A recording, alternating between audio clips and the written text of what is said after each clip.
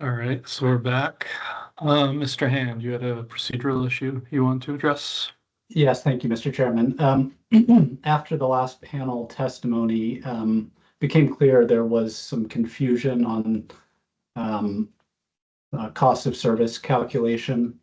We'll have some further cross today to address that issue, but the department and GMP have agreed that GMP will call Mr. Bingle and Ms. Doan back to the stand after the department's witnesses for some limited redirect or live server rebuttal to address those issues.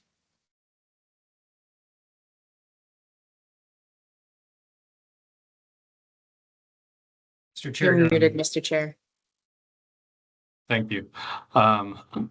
Just so I understand, is this roughly around the FY27 versus FY28 discussion or something different? Yes, Mr. Chairman, it relates to that. That would be great. Thank you. And thanks for working together on a solution for that, for getting clarity. Our pleasure. All right. Ms. Brennan, are you all set? I am, and actually this will be Mr. Civiletti's witness, so I will leave it to him. Thank you. Thank you, Mr. Civiletti. Thank you, Mr. Chairman. The department calls Cynthia Zamora.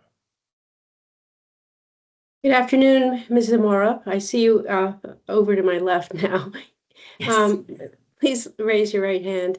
Do you swear or affirm under penalty of perjury that the testimony you are about to give will be the truth, the whole truth, and nothing but the truth? Yes. Thank you. Hi, Ms. Zamora. How are you? Good afternoon. Good afternoon. Are you the same as Cynthia Zamora, who filed pre-filed direct and rebuttal testimony, or rebuttal testimony, excuse me, in 26-0096 TF, the rate case? Yes. Great. And do you have any corrections to make to your testimony? Yes, I do. Okay, great. And what would that be? It's question and answer number 21 that begins on page 8 and ends on page 9. And specifically, it's the citation number 7 on line 1, page 9. Okay. Could you just please, oh, sorry, go ahead.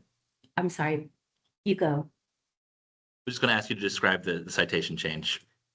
Yes, unfortunately, I uploaded a wrong site, and I would like to replace the citation to the correct article that I'm referencing in this Q&A section. What's the what should footnote 7 in your testimony say? Yes, along with the citation that I'd like to update, the sentence, if you'll scroll up, Ben. Mr. Civiletti? Yes. What, a little bit higher? Thank you. So it starts with, according to Regulatory Research Associates, the average. I would like to change, instead of the word average, median ROE approved. And then I would like to change the name of the article. So the article was called The Overall U.S. Utility ROE Study in 2025 as General Rate Case Returns Soften. And instead of April 8th, 2026, it was an April 7th, 2026 article written by Lisa Fontanella at S&P Global. I had the wrong citation. You. And can we provide a revised copy of testimony to the commission? Great. Yes, of course. Okay, thank you. I think the witness is available for cross. Just for clarity, I just want to also note that this was the pre-filed direct testimony, not the pre-filed rebuttal testimony. So Ms. Zamora's testimony of April 20th that we're discussing, pages 8 and 9. So yes, thank correct. you. Thank you. Mr. Hand. Thank you, Mr. Chairman. Good afternoon, Ms. Zamora. How are you? My name is Jeff Hand. I'm here representing GMP today. Just have a few questions for you. Yes, sir. Good afternoon. Thank Good you. afternoon. I'd like to start on page 2 to 3 of your rebuttal testimony. Going to pull that up on screen. Okay. Can you see that? Yes, I can. At the bottom, starting on line 18, at the bottom of your rebuttal testimony, you state, moreover, GMP will continue to operate under an MYRP framework with regulatory features that are favorable to its operations and financial condition. As a result, GMP presents a lower risk profile than most utilities operating under a historical cost of service framework without an MYRP, and therefore warrants a return below that of the proxy group. Do you see that testimony? Yes, sir, I do. Okay. With respect to that statement, I'm correct, am I not, that you have not provided any information on your testimony on whether any of the utilities in your proxy group also have regulation plans, correct? Correct. And you would agree that under its regulation plan, GMP has under-earned its allowed ROE on the order of 150 to 200 basis points over the last 3 years, correct? I believe that was in a discovery response, yes. Okay.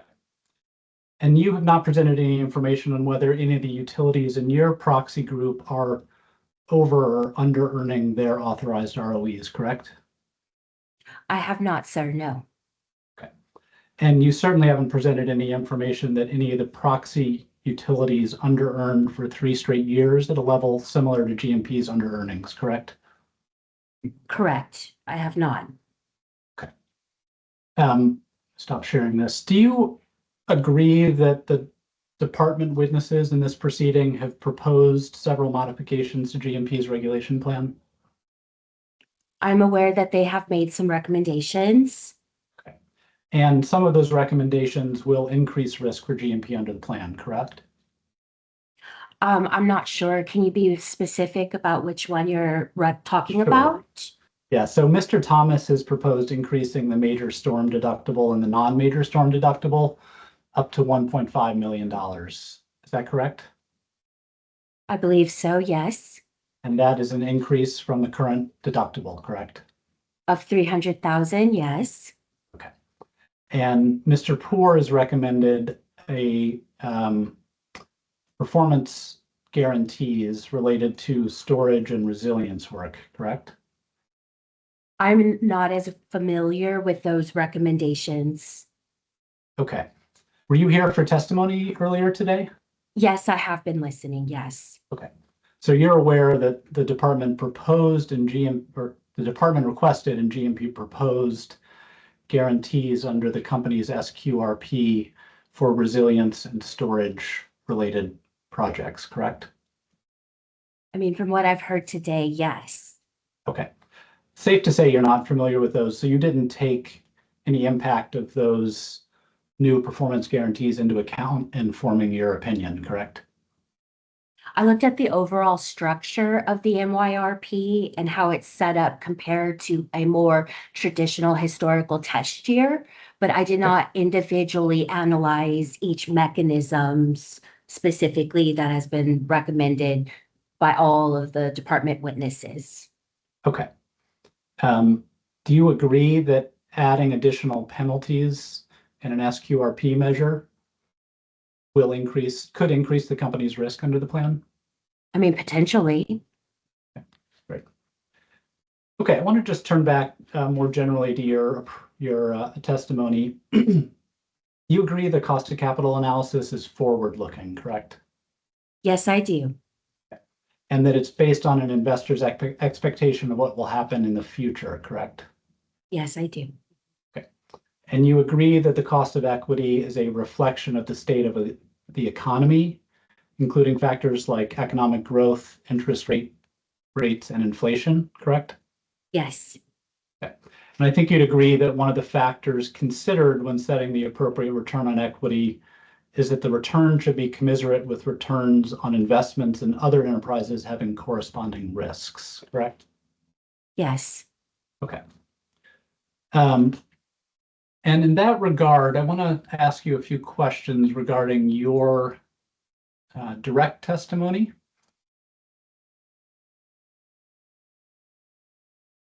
I'm looking, and this is the sentence you just corrected. I'm looking on page 8 to 9 of your pre-filed direct testimony. Do you see that on the screen? Yes, sir. Okay. And I think here you testified that the average ROE approved for General Electric rate cases, excluding limited issue rider cases, was 9.7 in 2025 and 9.77 in 2024, correct? Yes, with the one correction that I made, instead of average, it should say median. Thank But you. if we go, yes, Understood. But you agree with the otherwise with the rest of your statement, correct? yes, Okay. Now, the ROE number that GMP is proposing in this proceeding, you agree that is based on application of its current ROE formula under the plan, correct? yes, And the 9.94% is at the low end of Ms. Lieberman's recommended range of ROEs based on her independent analysis? I would like to see that before I agree, but that sounds about right. Okay, great. I believe I Thank you. remember that from testimony. Okay.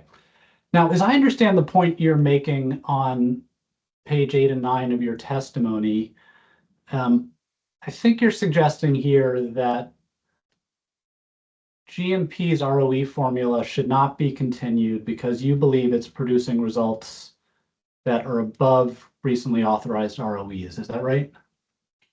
No, not exactly. I think it should be ended because I think the changes in the 10-year don't necessarily reflect GMP's specific risk. Okay, but that's not what you testified to in this sentence, correct? You testified to the average research associates reported General Electric rate ROEs, correct? I'm not sure I'm following your question. You were asked in this question whether the ROE that the formula is producing are aligned with recent regulated electric ROE decisions. Do you see that question? Yes. Okay. Yes. And you responded no, correct? Right.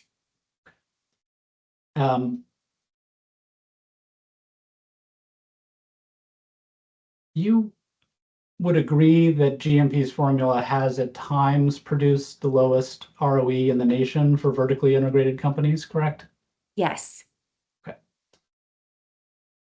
And with respect to the numbers you're reporting here on average ROEs, you agree that the ROE you're recommending in this case is well below those averages, correct? Yes. I'd like to look briefly at your summary of your analysis, which is on page 37. So these are the reported values from the 3 different methodologies you implemented, is that correct? Yes. And your constant growth DCF results show a range of 7.37% to 9.86%, correct? Yes. And your CAPM results, I understand you've discounted these, but before discounting, your CAPM results are 10.27 to 10.80. Is that correct? I don't agree with your characterization of that, but my CAPM range is 10.27 to 10.80%. Okay. So you would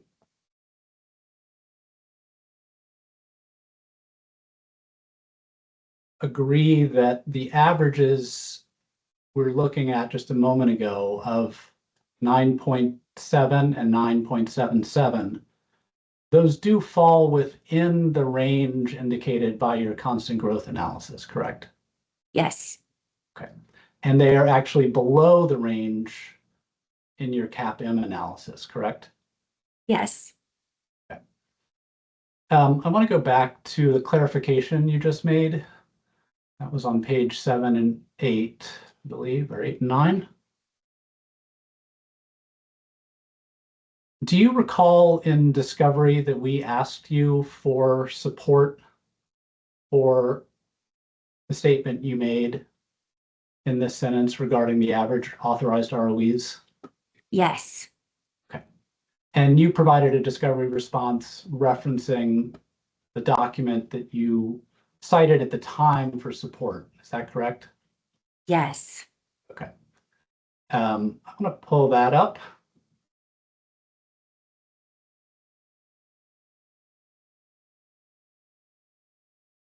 So I'm showing you now what is marked as GMP cross 7. Can you see that document? Yes, I can. Okay. And this is the cover page of our discovery request. And then your response to question 1-29. Do you see that? Yes, And in response to the question A for the source of any calculations, you cited an attachment 1, correct? yes, I did. Okay. And that is the version of the Yes. document that you had in your testimony until this morning. Is that correct? Yes, And this document does not include the average authorized ROEs for 2024 and 2025, correct? it's not the right article that I meant to include. So Okay. as I said previously, it was a mistake. It was an honest mistake. Okay. This document, though, this is from around the same time. It looks like the next day. Yes, sir. This does provide some information on authorized ROEs from the month of March of 2026, correct? Yes, it does. Okay. And I want to ask you, there's a couple of approved cases in this filing or in this document, but I want to point your attention to the one on page 3.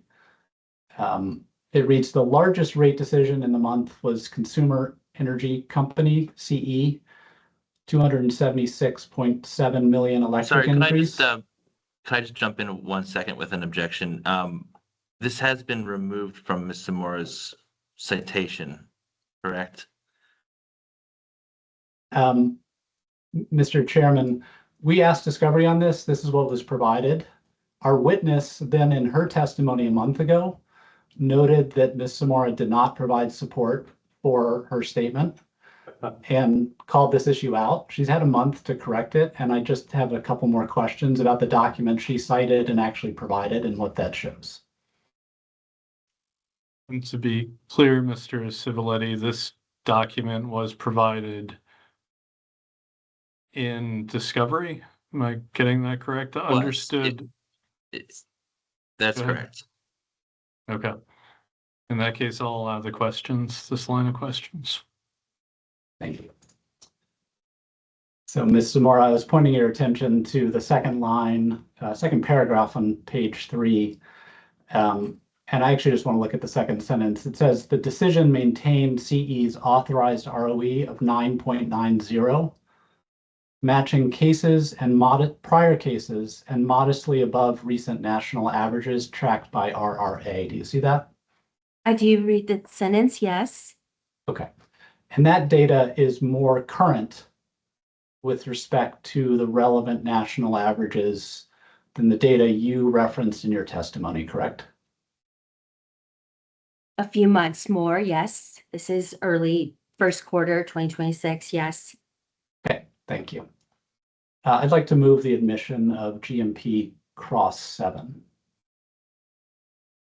No objection. GMP cross 7 is admitted. Okay, Ms. Zamora, I want to turn to your discounted, your constant growth discounted cash flow model. And just a few questions about this. I understand that Ms. Lieberman, for this part of her analysis, is using projected earnings growth rates in her DCF analysis. Is that correct? Yes, and so do I. Okay. And those are forward-looking forecasts, correct? Yes, And your analysis uses projected earnings growth rates, but you also used historic growth rates, correct? yes, I do. And you would agree that your use of historic growth rates has the effect of lowering your recommended ROE range compared to Ms. Lieberman's calculations, correct? I believe looking at past growth, historical growth rates for the utility industry is appropriate because of the rate regulation environment. I appreciate that, Ms. Zamora. I'm not asking you the Mhm. basis for doing it. I'm just asking you about the effect. The effect of using the growth rates lowers your projected ROEs compared to Ms. Lieberman's analysis, correct? It changes our ranges, yes, And it lowers yours, correct? yes. Thank you. Would you agree the use of historic growth rates is backward-looking, correct?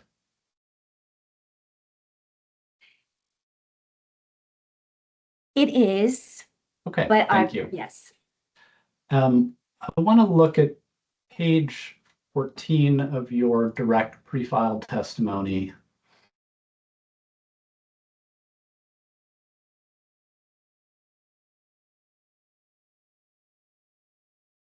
On page 14, you talk about one type of analysis you did not conduct. That is the bond yield plus risk premium methodology. Do you see that analysis, that discussion? Yes, And I take away two things from this answer, this and the following one. First, you did not use this methodology because FERC has recently determined that it's not an appropriate methodology to use. Is that correct? that's part of it, yes. Okay. And then you also explain that the bond yield plus, I'm looking on line 21, the bond yield plus risk premium relies on historic averages of authorized ROEs for regulated utilities and historic yields on public utility bonds, which is not derived from market prices of equity securities and is backwards looking. Is that correct? Yes, Okay. And you expressed concern that that would result in some circularity because it relies on past ROEs, which you say essentially bakes in past regulatory decisions, whether flawed or not. Is that correct? yes, Okay. And then in Q32, you explain what we just talked about, that FERC has previously rejected the use of that methodology. Is that right? yes, So you look to FERC decisions as important guidance for how to conduct your cost of capital analysis, correct? yes, And FERC's objection to backward-looking data is also why FERC does not allow the use of historic growth rates in its DCF analysis, correct? yes, So you agree with Ms. Lieberman that your use of historic growth trends would not be acceptable at FERC, correct?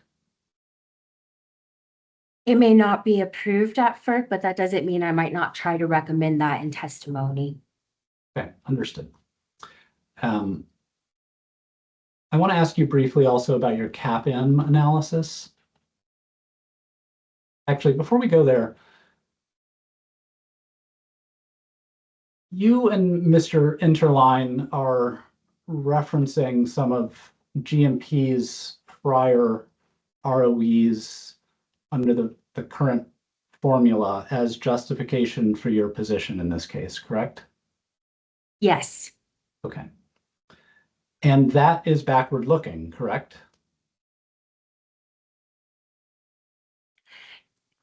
no, it's comparing where they used to be and seeing that that range is still in my recommended range, which means that they were able to be a financially successful utility with that level of ROE. And going forward, they should still be a successful utility with an ROE So due to, Ms. Zamora, I appreciate that. I'm trying to ask you a simple question. Is it Okay. your testimony that looking back to an ROE authorized in implemented under a plan in FY21 is not backward looking? I don't see how reviewing past regulatory outcomes for a specific company is not a good thing. Let's turn to your CAPM analysis. The results of that analysis we just talked about,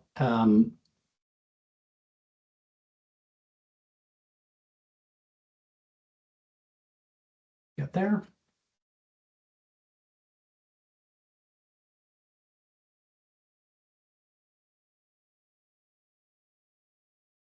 So the results of your CAPM models produced an ROE in the range of 10.25 to 10.83. Is that correct? Yes, based on two different types of market risk premiums. Okay. And I think you've testified the results of this analysis are largely driven by the high interest rate environment right now. Is that right? Higher interest rate environment, yes. Okay. And that is why, in part, you have discounted, strike that. Your basis for discounting the results, in part, was because the results that this analysis produced were above recent average authorized ROEs, correct? I believe the results produced for my CAPM when looking back at my other models was significantly above what my other models were producing. Okay. And on page 37,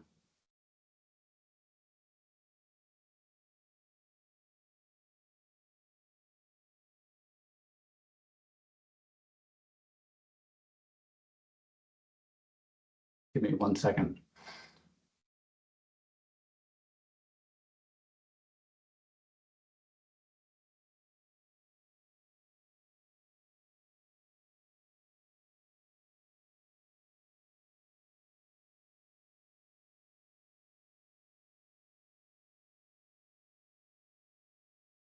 You did reference its relevance, its relationship to other recently awarded ROEs, correct? In lines 9 and 10.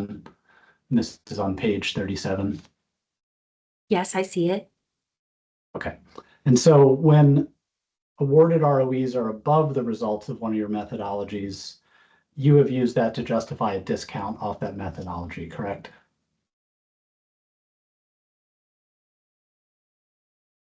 I applied a discount because I believe the CAPM estimates are above what is necessary for GMP given its level of risk. Okay. But what you testified here was you discounted it in part because of the No, recently I said awarded. I balanced. Okay. But the balance is the discounting, correct? I'm not sure those words are exactly replaceable, but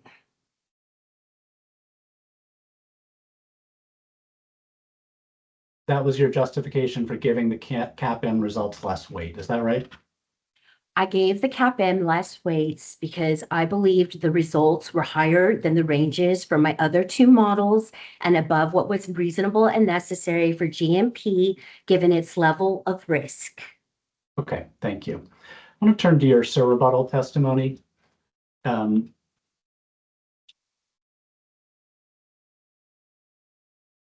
Share this on screen.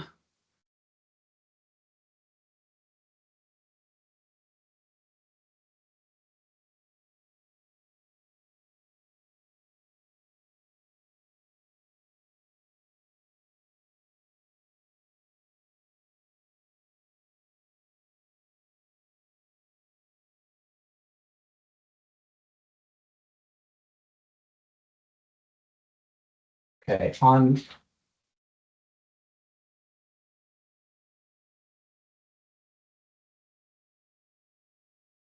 page 2, you speak about, this is where you cite GMP's previously authorized ROEs as some support for your position in this case. And specifically, you reference that GMP issued 139 million in first mortgage bonds. Do you see that statement? Yes. Okay. You agree that first mortgage bonds are secured by assets of the company? Yes. And bondholders do not earn the authorized rate of return, correct? Correct. And they earn a lower interest rate because their debt is fully secured by the assets of the company, correct? Yes, And you would agree that equity investors have a different level of risk than bondholders, correct? yes, And that is why you conduct the separate cost of capital analysis you've conducted in your testimony, correct? To determine the market-based cost of capital, correct? right, because it's not just available like an interest rate is on a bond. Okay.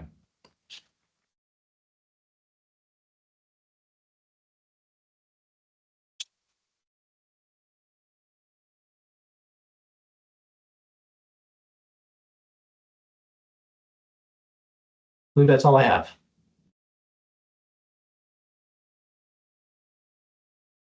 Thank you, Ms. Samora. Thank you. Thank you, Mr. Hand. Ms. Popedi.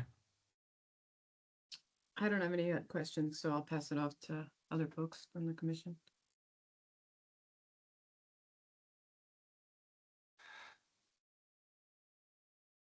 All right, Mr. Davis.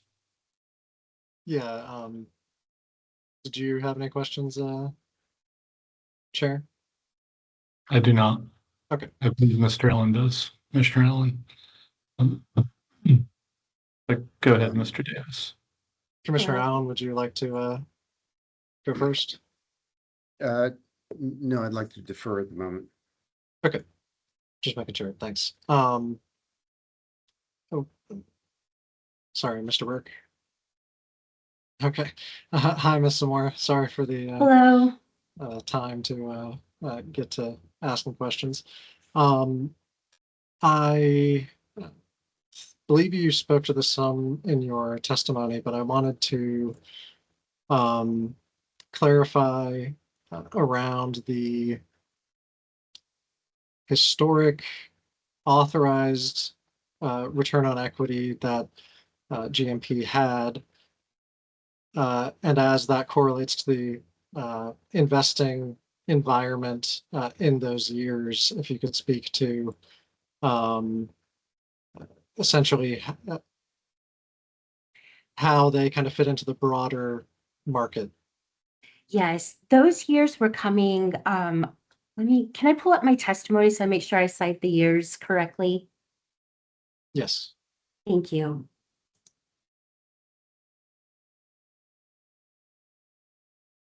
Okay, so it started in fiscal year 2021 through fiscal year 2023. So we were coming out of the pandemic and interest rates were, were low, and we were in a very kind of different market than we were before the inflation kicked in.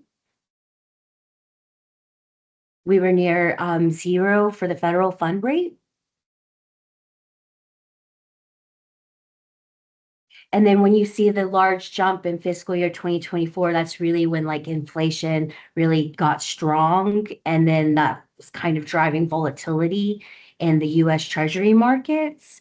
And then that's when it started producing higher results for the AAM adjuster. Okay, thank you. In terms of the AAM and adjusting based on the Treasury, when you discuss that GMP faces risks that are distinct from those faced by the US government, could you speak a little bit more about how those risks differ and maybe what we should be considering when we're considering the different nature of those risks?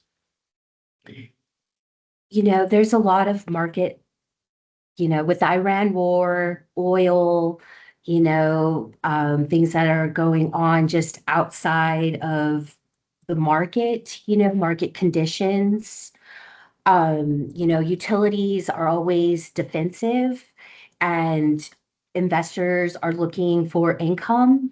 So times of turmoil, utility stocks become even more valuable. And you can see that in the reduced dividend yields because of the higher stock valuations right now in the market. So when the market is having, turmoils that, are outside of our control, utilities do provide that defensive characteristics for income holding investors. When you say utility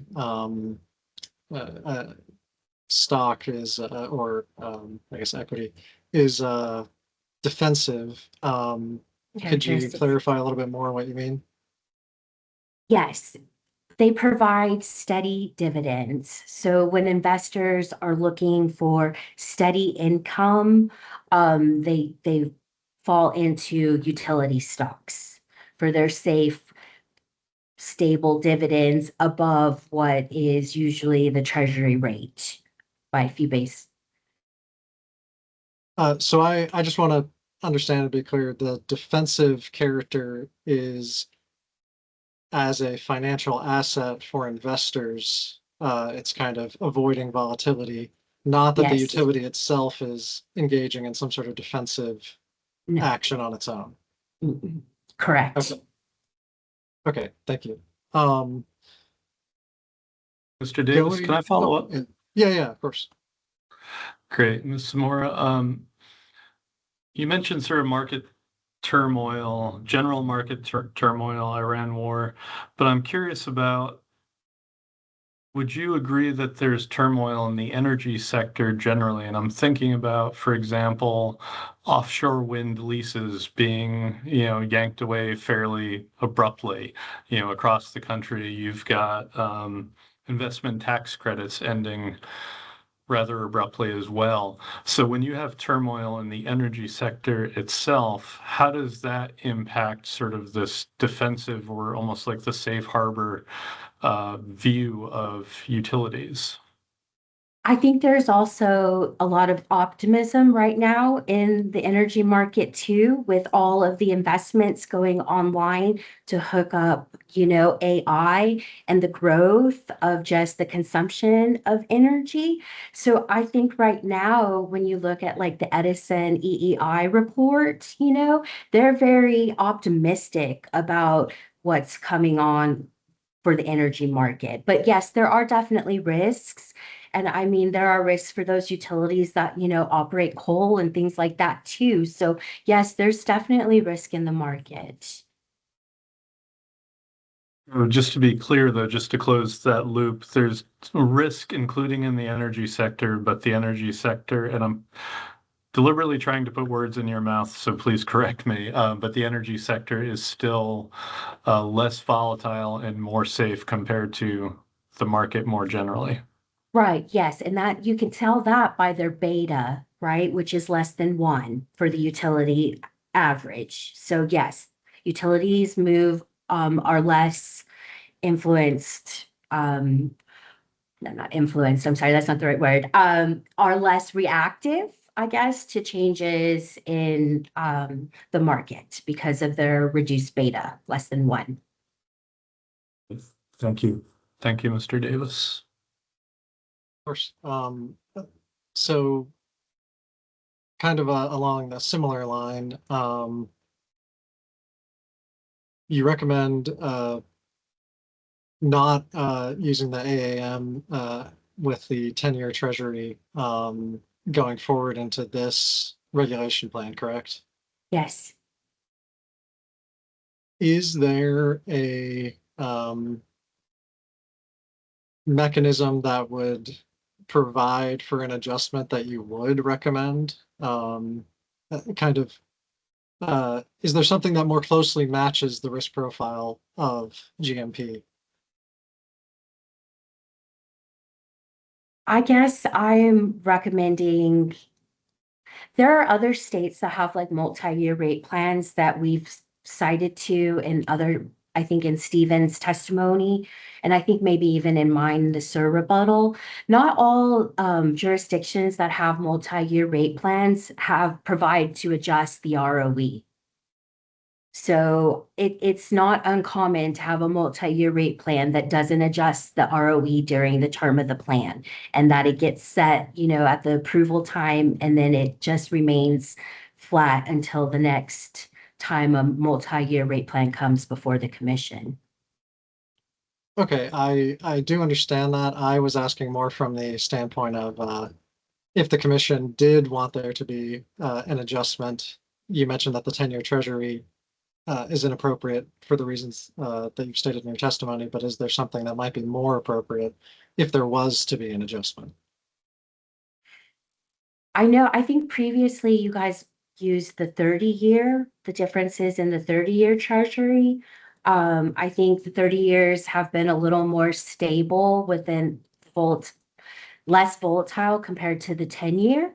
So maybe looking at going back to a 30-year US Treasury change, but I have not thought about recommending something different in this case.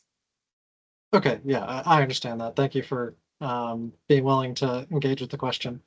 Then going to the CAPM portion of your modeling, I was curious if you could speak more directly to why the particular weighting of 1/2 was chosen as opposed to some other mechanism of weighting.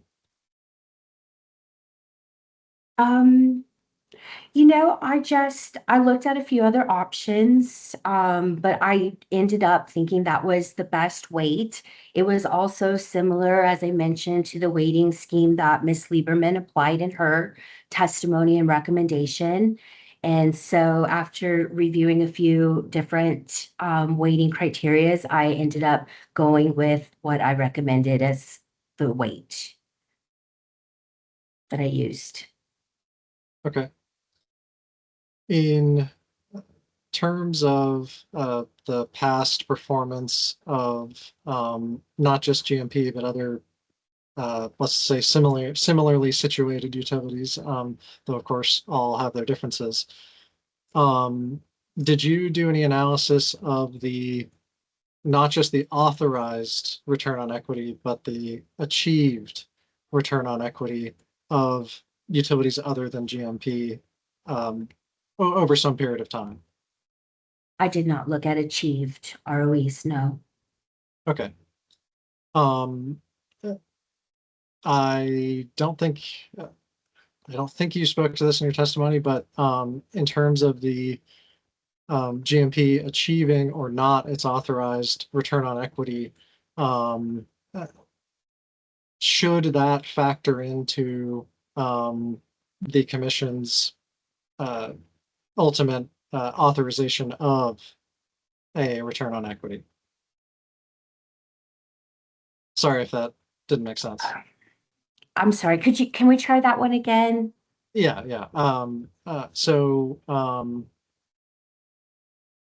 We saw in testimony that GMP in previous years did not achieve fully its authorized return on equity, correct? Yes. Okay.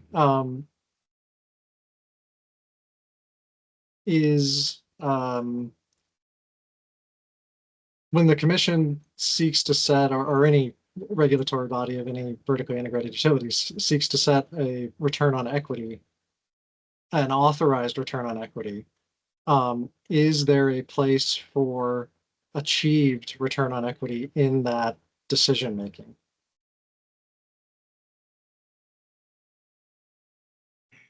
I mean, you're setting a cost of service model to recover their costs, including the return.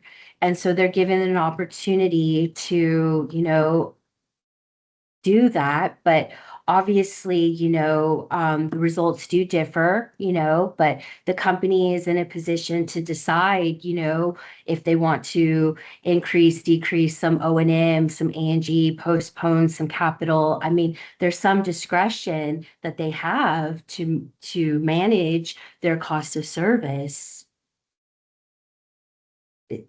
Was that helpful or? Yes, I think. I mean, I've it's an got- opportunity. It's not a guarantee. Okay. Mr. Davis, can I jump in again? Yeah, of course. Sorry, Ms. Zamora, Yes. what I'm hearing is, does it actually matter what a utility's achieved ROE versus an authorized ROE? When we're looking to set the ROE, do we actually even care what the achieved ROE was historically in the last 5 years? Should we care? Well, I mean, I think you should care because we need to make sure that the utility is financially healthy, right? So yes, I do think it matters. And I also think, that would weigh on the credit rating agency reports and the way they look at the entity too. So yes, I do think it matters what has happened in the past. Yes. Just to be clear, so the achieved ROE matters as we reflect on what we should set the ROE in the coming years to be.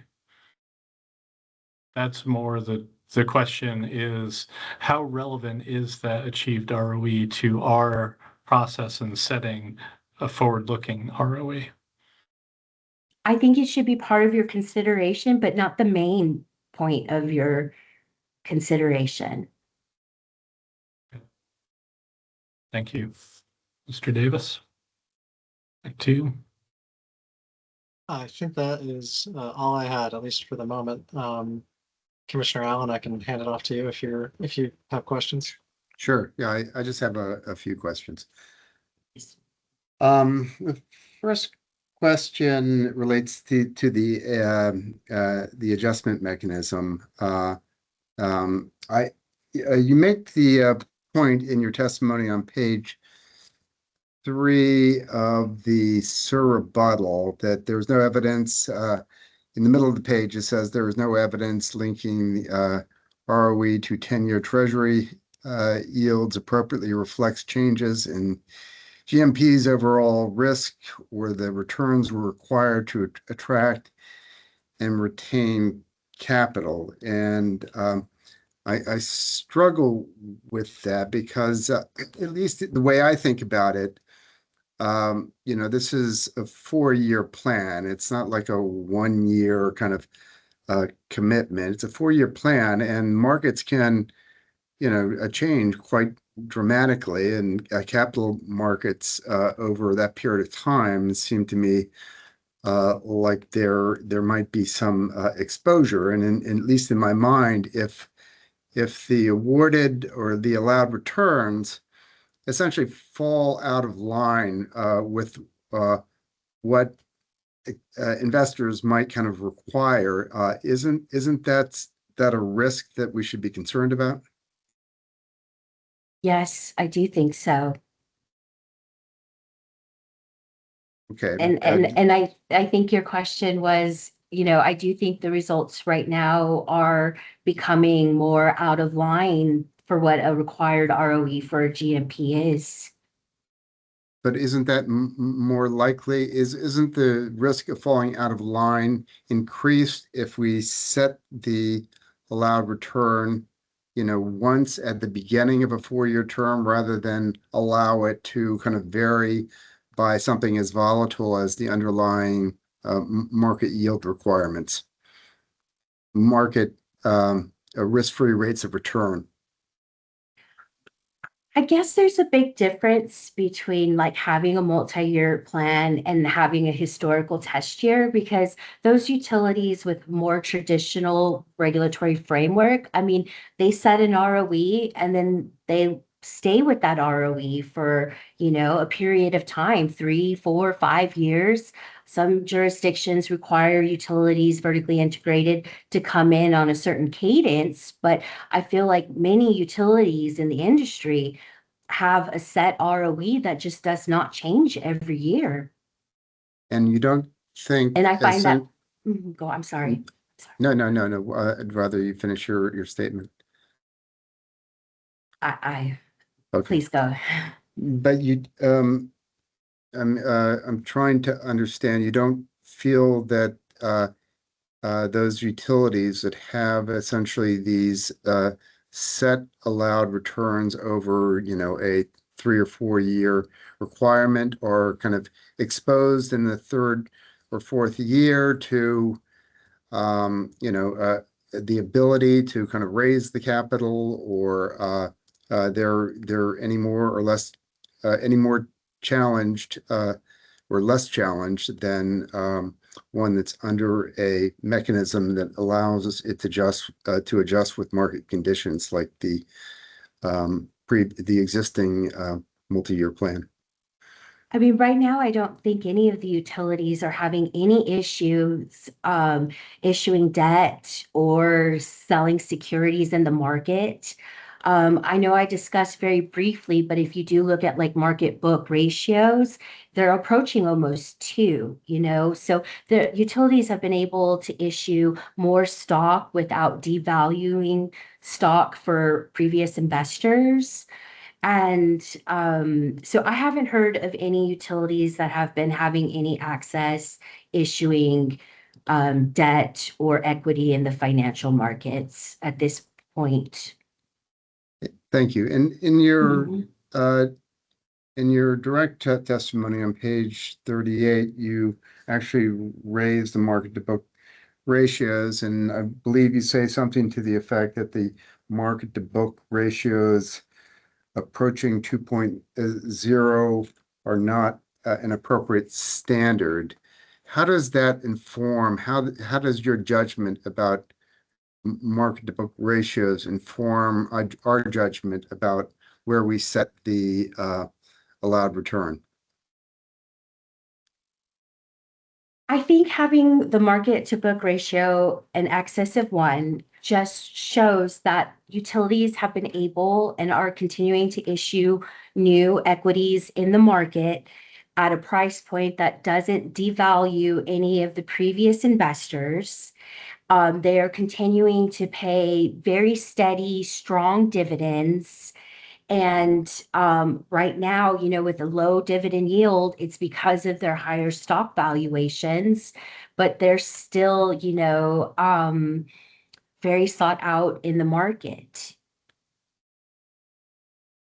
So is there a target market to book ratio that you view as kind of reasonable or appropriate, and would be an indication that the cost of equity is properly set? I think something below 1.5 would be good, maybe even 1.35 or something.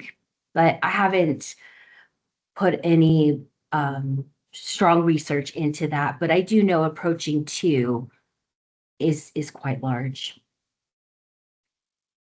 Okay, and then going back to your SIR rebuttal on page 2, you reference essentially the GMP's allowed returns in 2021 through 2023, and I think you make the point that there essentially was no difficulty during that period in kind of accessing capital, and I'm just trying to figure out whether there is whether the fact that those situations existed under fundamentally different market conditions. My perception, and I'm working from recall, but I think at least Treasury bond yields have varied as much as 300% over that time. It seems like very different market conditions. Comparing that to present day conditions makes me a little bit nervous, and I'm trying to look for comfort there. The models that I produced was using market, observable market data. So the model, my DCF and my multi-stage, I mean, they're producing those results, which are in line with the results that GMP had those years ago, which during that time period, they were still able to be, have financial integrity and do the things that they needed to do successfully. And that the cost of models are producing those results again right now. And I think that should give you comfort that they have operated successfully previously with a lower authorized ROE. And I think it goes to the fact that the multi-year rate plan is very beneficial to GMP, you know. Okay, good. I think that's all I have. Thank you. Yes, sir. Mr. Burke. Ms. Mora, were you present yesterday for the testimony on cost of capital? Yes. So I had a couple of questions, and this is a fairly high level question. I had questions to the Green Mountain Power witnesses about credit ratings agencies, and I have a question for you. In your professional opinion, if the commission were to adopt your proposed ROE, or I guess the department's proposed ROE based on your range of reasonableness, would that have an adverse effect on GMP's credit rating? We would need to calculate the funds from operation to debt. They need to stay within a range. And what is that range, or can you speak generally to that range? Yes, it's Exhibit 8, I think, and it is the latest S&P report. But S&P does their credit matrix mostly off of funds from operation to debt is their preferred matrix that they use. I could pull up that and share screen and we could look at it, but there's a section in there that talks about it. I think that description is helpful enough. And on a related note, do you, in your professional opinion, would the commission adopting the department's proposed ROE affect the state of Vermont's perception as a potentially hostile regulatory environment? I think because of your multi-year regulation plan, that no, I do not. Okay. And those are the only questions I had.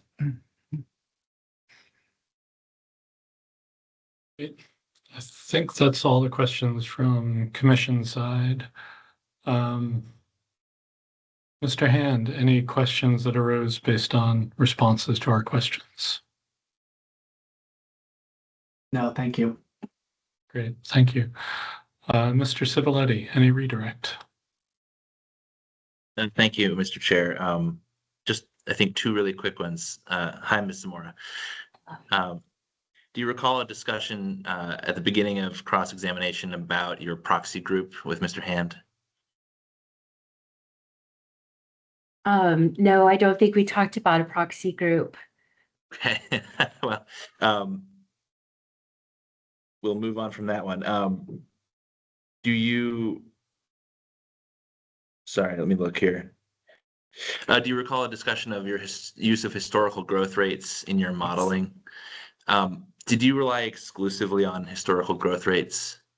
No, I also included projected earnings into my growth rates. And I know that investors, it's forward looking, but with the utility industry and the rate making regulation, more stable earnings over the years, revenues, that investors do look at past performance for utilities. I'm not saying for any other industries, but there is a difference with the utility sector being in a monopoly for the most part compared to other sectors in the economy.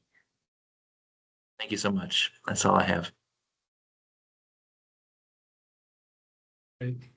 Thank you, Ms. Mora. Appreciate your time today and your Thank you, testimony. thank you. All right.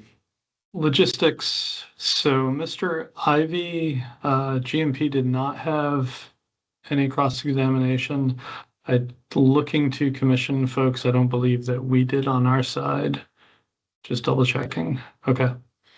So Mr. Ivy's testimony and exhibits were admitted yesterday when we did all of that. So, but we do not have any questions for Mr. Ivy. So at this point, I think we would move to Ms. Flint. I know that GMP did not have questions. I believe that we do on our side.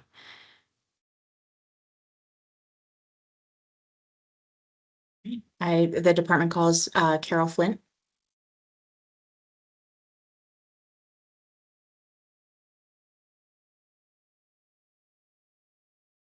Hello. Hello, good afternoon, Ms. Flint. Would you please raise your right hand and tell me whether you swear or affirm under penalty of perjury that the testimony you are about to give will be the truth, the whole truth, and nothing but the truth? Yes, I do swear. Thank you. You're welcome. Good afternoon, Ms. Flint. How are you? Fine, thanks. And how are you? Good. Good. Can you please state your name for the record? My name is Carol Flint. And did you previously provide testimony? It would be direct testimony in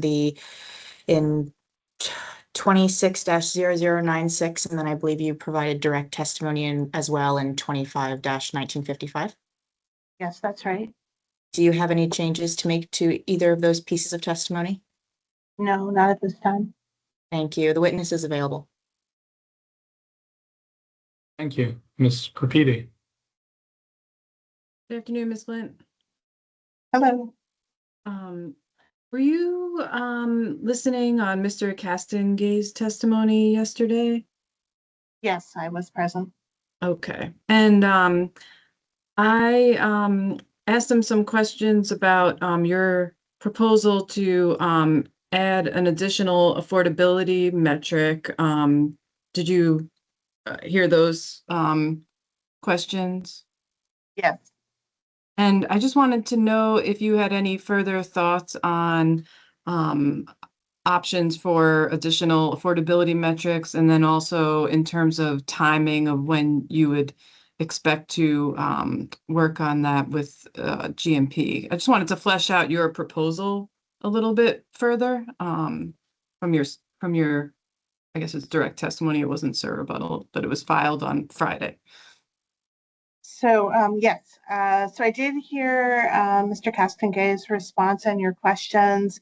My recommendation was that we would or could work with the utility to add an additional affordability metric to the MYRP innovation metric list.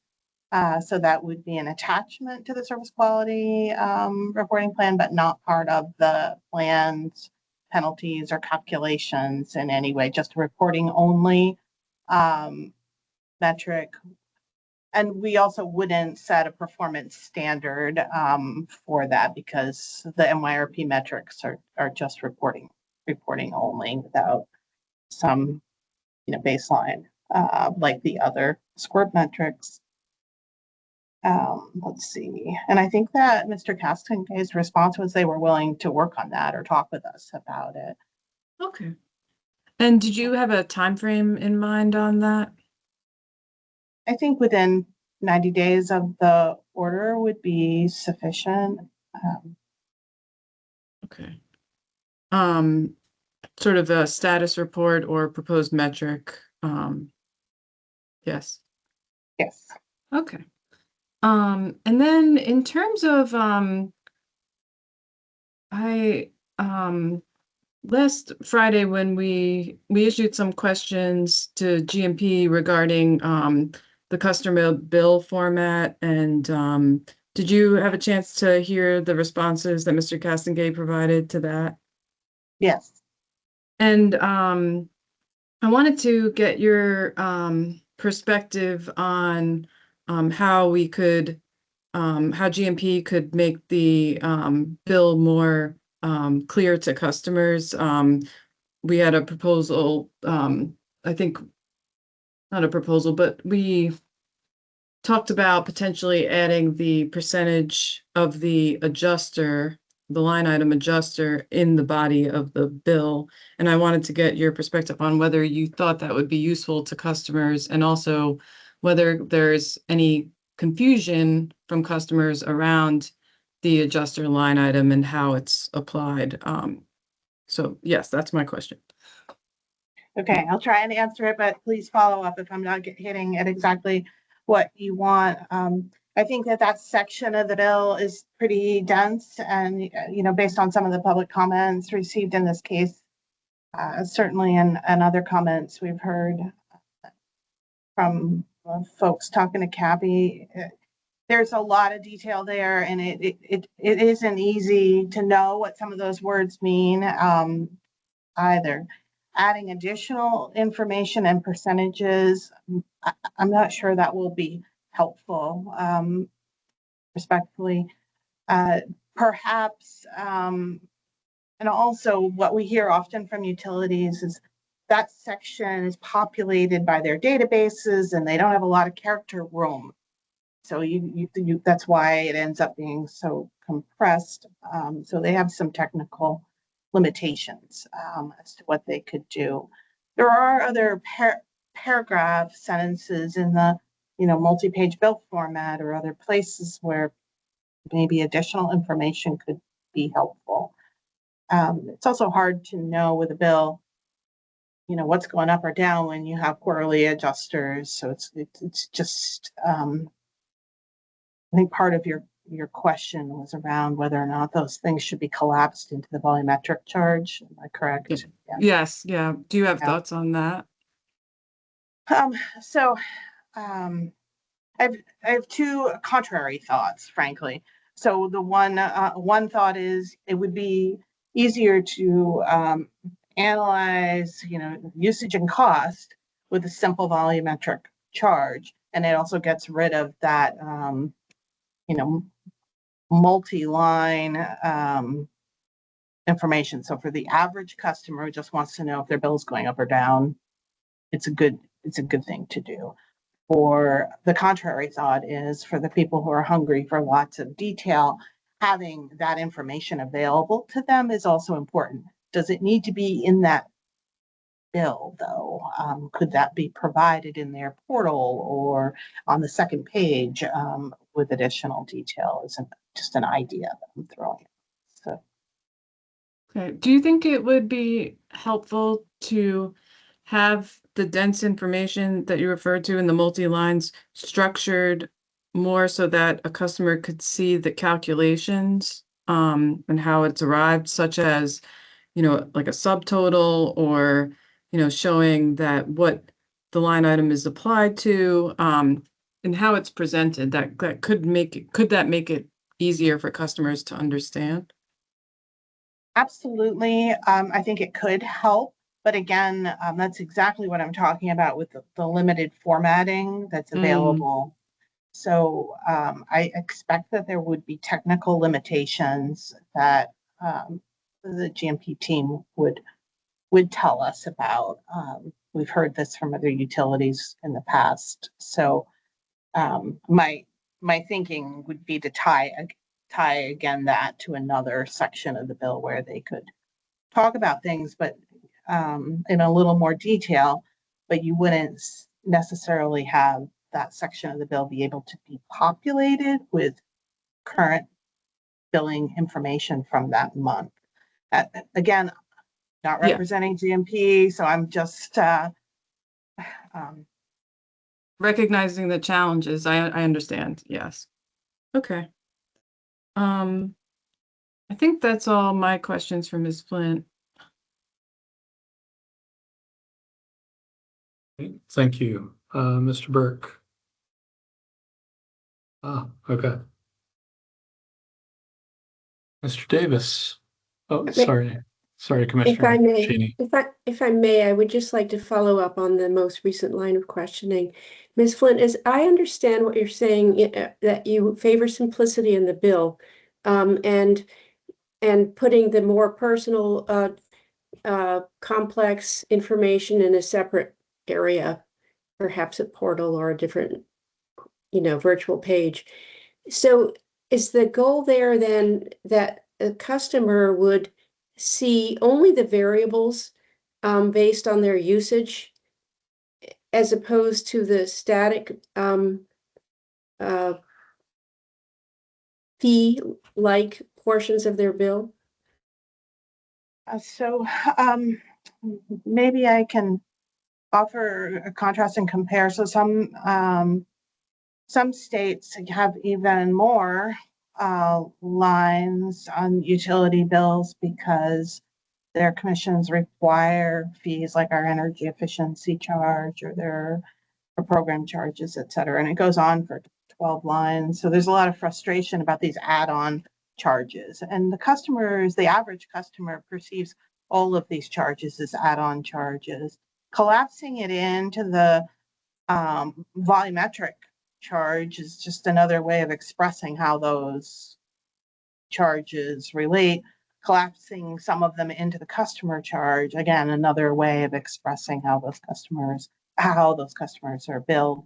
So there are lots of options in terms of that divide. I understand that much better now. Thank you. You're welcome.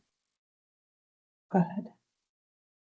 Thank you, I'm Mr. sorry. Davis. Oh, go ahead, Mr. I do Bird. just have one quick question. So, Ms. Flint, do you think from a consumer perspective, I mean, I'm just following up on the answer you just gave, and I'm thinking of the Emerald Ash Borer line item experience we had a few years ago, which was not particularly well received and was not a good experience for anybody involved.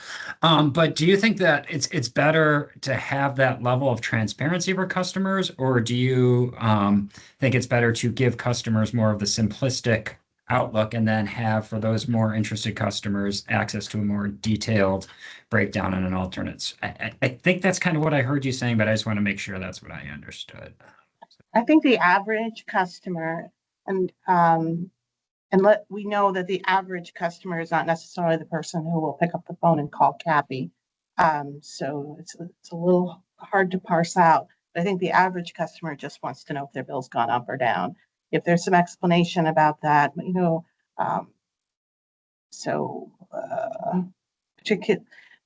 not. So I have two. I have both my grandmothers on my shoulder here, whispering in my ear, and so one of them was a strong consumer advocate and would have wanted to know everything, every detail about her energy bill, and followed carefully all of the details about every single political decision made in this state and how it impacted her pocketbook. The other one would have wanted to have dispensed with what she would have considered nonsense in that bill and just tell me how much more I owe this month and why. So is it related to, again, also strong consumer advocate, but very different perspectives. It's the second one that would have called Cappy, not the first one.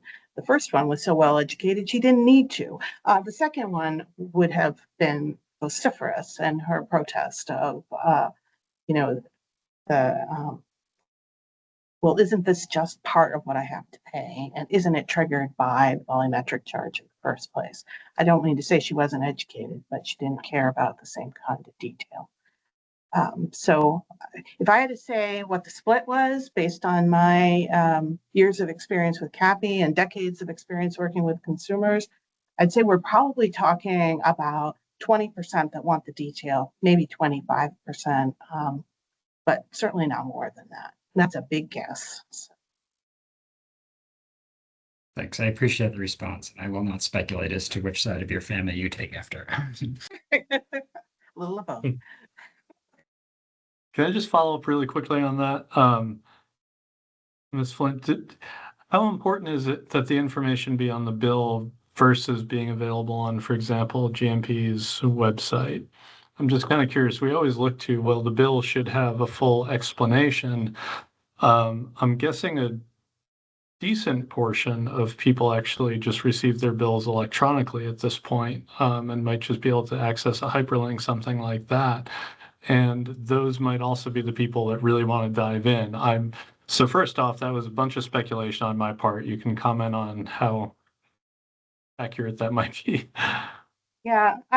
So when we talk about technology, the first thought that comes to mind in terms of access to the portal is whether or not we're seeing the same percentage of retirees accessing the portal, and we don't have that kind of demographic information, or at least I suspect GMP doesn't have that kind of demographic information to answer the question I would want to ask about that. And so anything that's changing, if there's room in the paragraphs of the bill to talk about why things might have gone up or down, generally would be helpful. And then for them to have that level of detail in the portal or easily accessible so they could send it to a customer. Not that I want to burden them with additional work, but so I'm thinking of, the usage detail that's available when you use an app or a portal. Got it. Thank you. No, it's really helpful. For a second, I was trying to figure out who at GMP should be doing the TikTok videos for GMP to explain the bill, but I'll let that pass. And I think Mr. Davis has legitimate questions. Hi, Ms. Flint. I'm curious about, you referenced in your testimony the public comments, and I know a lot of different things can impact whether members of the public do file comments and what they say. But I'm curious to get a little bit more information about how you, from your years of reading these public comments in cases of this type, view kind of where we are now as opposed to, say, where we were when the previous MYRP was filed, or maybe even before then, in terms of maybe like customer interpretations of affordability of things like that. Yeah, I think that Mr. Poor paraphrased something I had said about the large number of comments filed in this case, and another staff member from CAPI went back and researched it, and the last MYRP actually did have more public comments filed. Whether or not they were specifically related to affordability in terms of themes, I did not take the time to go back and reread all of those comments to really get a sense of, in that time period, if they were more vociferous or more focused on certain elements. We could certainly do that. They were definitely hitting around the central theme of affordability. Certainly, that's a common theme across a lot of things. I gave some examples in my testimony, and that's been something we're squarely focused on as well, the departments. Did that answer your question, or? Yeah, thank you for giving some more kind of color to that. In terms of the kind of switching more to bill related things, something I'm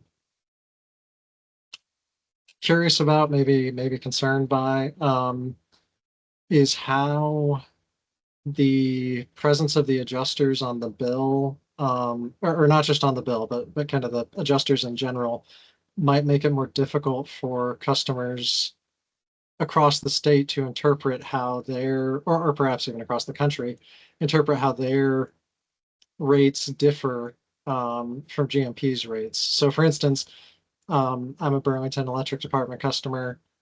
We do not have adjusters in the same way. And so just looking at the volumetric charge under whatever tariff I would be eligible for both utilities doesn't give a clear picture.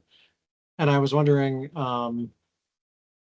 if you or the department have given thought to that, or have particular feelings about that, the nature of how the adjusters impact that comparison. I don't think the department has a position on it at this point. Okay, thank you.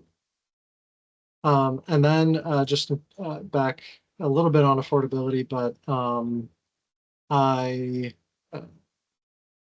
know GMP has, separate from this proceeding, they have, I believe it's the Electric Assistance Program, their EAP, that I believe Mr.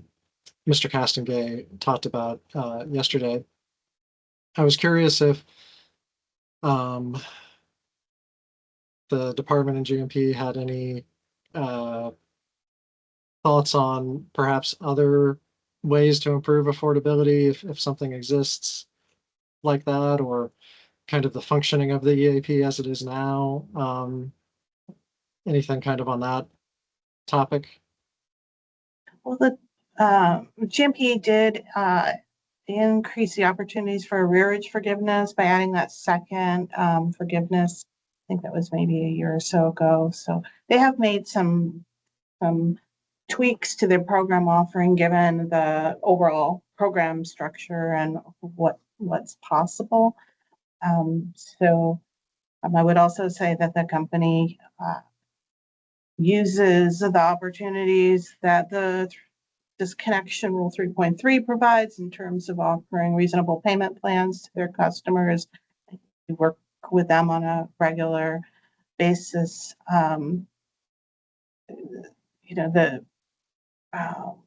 Starting to look at other affordability metrics can potentially add to that. Their disconnection of customers is below the average investor-owned utility disconnection rate, I think, in the United States from recent data, which would be last year's data. They're hitting all the right notes in terms of levers and pulls and opportunities. Could they go further?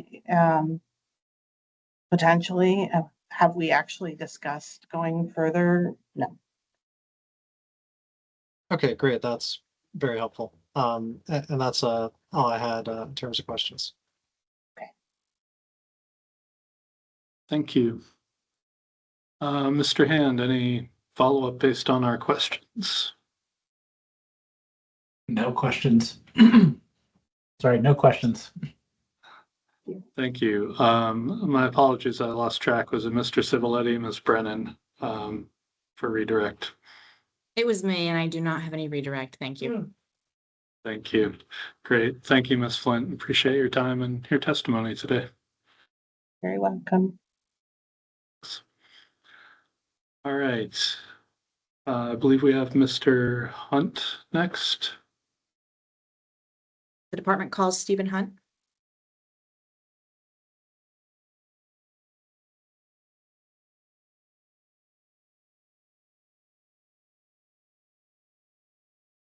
Hello, good afternoon.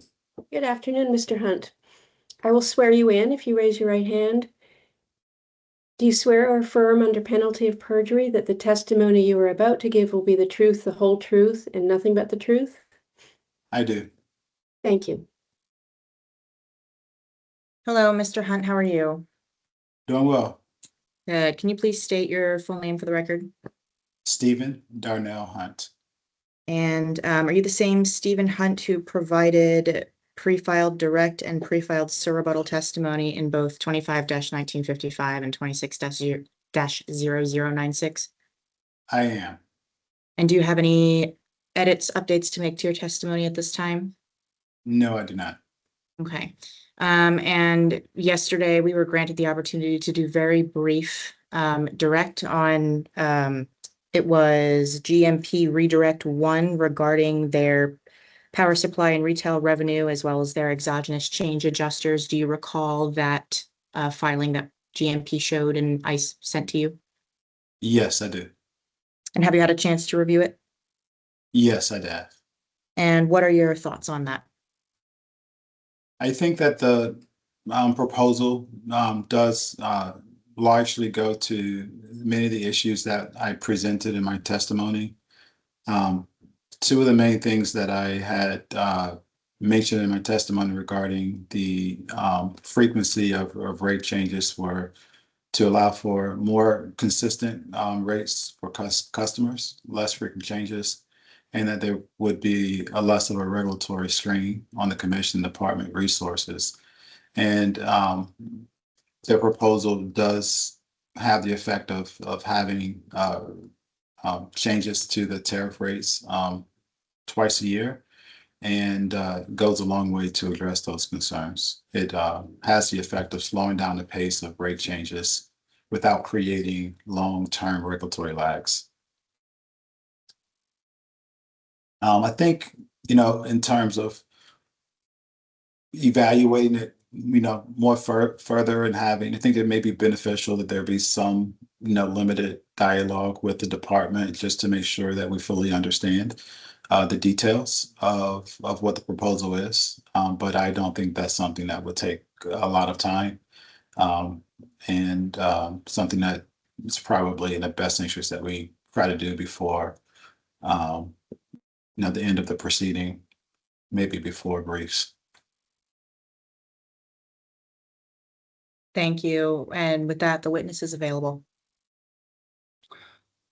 Thank you. Mr. Brennan, are you conducting cross-examination? I am, Mr. Chairman. I don't have any specific cross questions for Mr. Hunt. I do just want to ask him briefly. I don't believe GMP redirect was entered into evidence. So if I could just briefly share that. Mr. Hunt, I'm sharing on my screen what's been labeled as GMP redirect 1. Is this the proposal, and take your time, that you reviewed and are commenting on? Yes, it is. Great. So Mr. Chairman, I just asked that GMP redirect 1 be admitted. No objection from the department.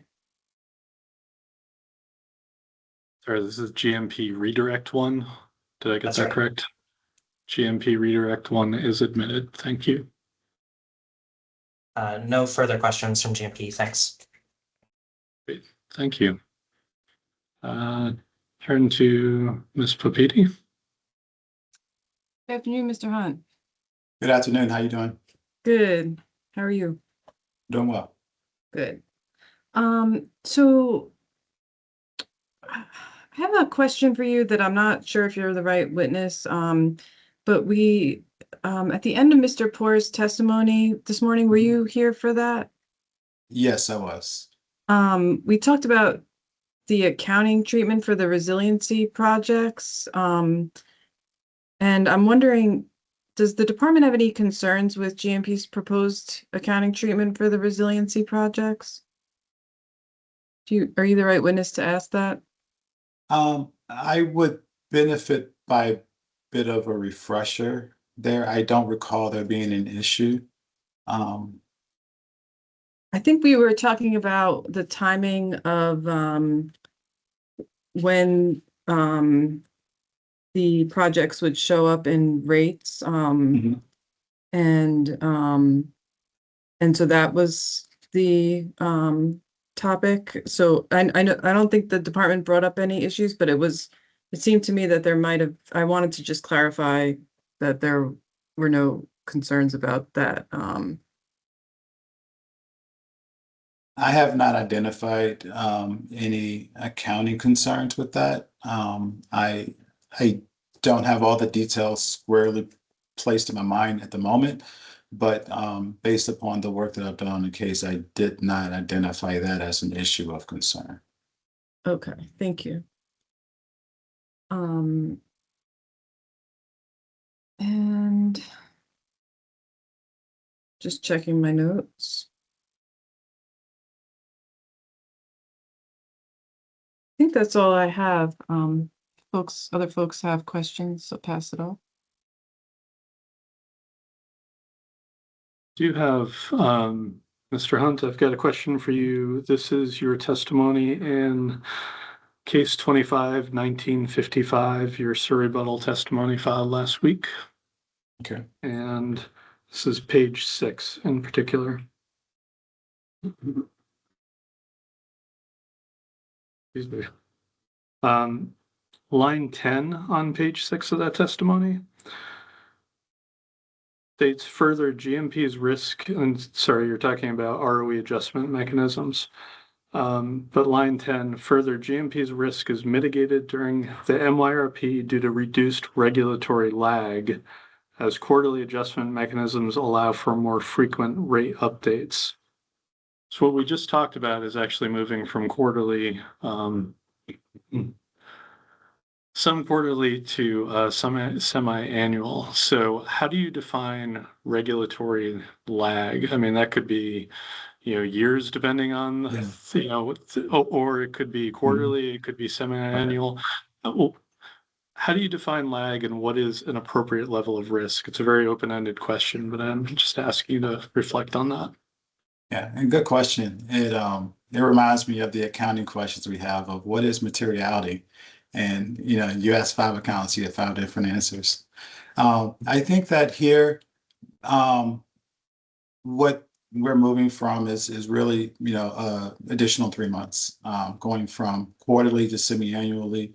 And I don't think that is a meaningfully large change of regulatory lag here. I think regulatory lag becomes problematic, more so where you have, for example, historical rates that have a test year that may be, a year or so removed from the current date, and then you have a 18-month rate making proceeding before those rates go into effect. And you're talking well over a year, maybe 2 years between when those test years are provided and when new rates go into effect. I think those are the type of issues of regulatory lag that are more significant and are things that need to be addressed. I think that the movement we're talking about in this proceeding, going from 3-month change of rates to 6 months, is not really moving the needle much there. Thank you. I want to stick with regulatory lag as it relates to fixing the ROE through a 4-year term of the MYRP. The example you just gave, I think of an 18 months proceeding, and that being potentially a regulatory lag. So changes to markets can happen in a relatively short period of time. I'm just kind of curious about your thoughts of regulatory lag. At least seems to me to be somewhat of a legitimate concern. Is fixing an ROE a regulatory lag, or is that something separate? Why should we not be using the same lens to look at fixing ROE over a 4-year term? I think that ROE is something that is determined to set. There is generally a range, a bandwidth of acceptable ROEs, a high end, low end, and everything in between. As an ROE is set, as it was mentioned, it gives the company the opportunity to earn that return, but also there's some some movement on either side of whatever is set that may still be within the range of reasonableness that was determined. The likelihood that changes in market conditions are so drastic to really move a company outside of that range, what would be said if there were an ROE proceeding done in year 2 of the MYRP or year 3, and it would be outside of that range, is maybe not that significant of a risk. And whether it's worthwhile to have movement when or having changes where we're talking about maybe potentially minor changes, but nevertheless changes that are affecting the rates. Something that's making the rates more complex, something that is affecting the overall cost to customers, where we're not really talking about the cost of conducting business from a standpoint of actual expenses, and that, like, we're talking about the return and whether it should have slight movement here or there. I think that as long as you're staying within that range of reasonableness, in terms of where the actual is, that it may not be necessary to go through this process of having it move on a yearly basis. It's not a industry standard for it to be done that way in all cases. You had a little bit of a disclaimer at the end. It is not utility standard to be done this way, but then you said in all cases. So what I'm hearing is there might be a few circumstances, or sorry, the way I interpreted that in all cases means there might be some jurisdictions that do allow for automatic updates, or no? Honestly, I'm not aware of other instances where there are automatic updates to the ROE, in my experience. I haven't canvassed the entire United States over the entire amount of time, but many of the jurisdictions retail jurisdictions that I work in do not provide for that, or that I've done research on. And at FERC, that is not a standard. But it's not to say that there are not any. I just haven't been Not aware. over that. Okay, understood. Thank you. Mr. Burke, you had some follow-up? I do. This is sort of an exploratory question, following up on your discussion of the range there. And I'm going to give you a hypothetical situation, which is if the commission were to adopt a number that was in the range that was identified by the department, but then used an adjustment mechanism that allowed the rate to fluctuate within that range over the term of a plan, would that be a more acceptable approach to you? Or would that, I guess, be an acceptable approach to you if the commission were to set bounds on the extent to which it could fluctuate? I think part of my concern is that the fluctuation in the movement there, it adds an additional layer of what causes and what the reasons are to rate changes and rate movement. And I think that some of what I've heard that many of the consumers have concerned about is, why are my rates changing? Why is it so complex? What are the layers of that detail? And by having this to be an item that is not, maybe arguably not necessary to be done, helps remove a layer of that complexity. With your approach, should the commission does allow for that movement, having there to be a range, a limit by which that movement could occur before the rate comes back before the commission, is not a bad idea. There's some reasonableness to that. But in terms of the thought process of my recommendation regarding that, is more aligned with, is it necessary for there to be a fixed, for it to be an adjustable ROE? Does the credit agencies, does the market really have that to be a critical element? And is that an extra complexity and layer that changes the rates that may be able to be simplified? Thank you for the response. You're welcome. Mr. Davis. Hi, Mr. Hunt. Hello. I kind of in line with what Mr. Burke just got at. My concern is that by not adjusting it, by not having an adjustment baked into the ROE, that there are two risks. There's the risk that the underlying market conditions change in a way that leads to a higher rate of return, of course, from that adjustment. But there's also the risk that, or possibility, risk is probably not the right word here, but there's the possibility that the opposite will happen, that actually the rate of return will fall, or return on equity, I should say, will fall during that time period. And so I understand your argument for simplicity, and I think that is a value in and of itself. But I'm curious if the nature of that fluctuation being able to of the adjustment that's proposed, and the same as the last MRP, if that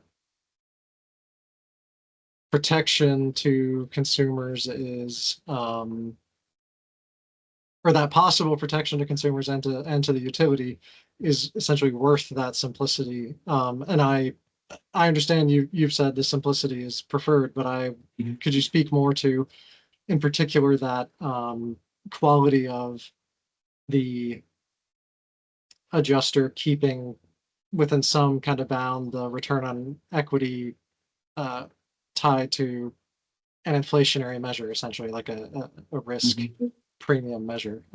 Sorry, that was a very rambling question, but if you could speak to that, please. Yes, no, thank you. I think I have the gist of your question and comment there. I do understand that the proposal does swing both ways. There's the risk and possibility where it could cost customers more, it could benefit customers. I think that there is some value of rate certainty with regard to it, to know that this is what it's going to be for this time period, that maybe everyone benefits from to a certain degree. In terms of if I understand, part of your question is that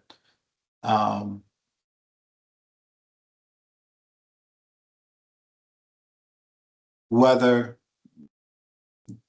that protection of a lower reduction to the rate, whether it's worth the risk of the upswing. From that perspective, I do recognize that there is some protection there, but I thought that more fair approach would be to keep it constant, as opposed to maybe only allowing it. May not be what you're suggesting, but instead of having it allowing to only swing one way, but to keep it constant, kind of keeps everyone on even balance. And I felt that was a fair approach, and I'm not sure I'm answering all of your questions, but if you would follow up something more targeted, I would definitely keep on. Yeah, thank you very much for that response. I kind of taking that a little bit further.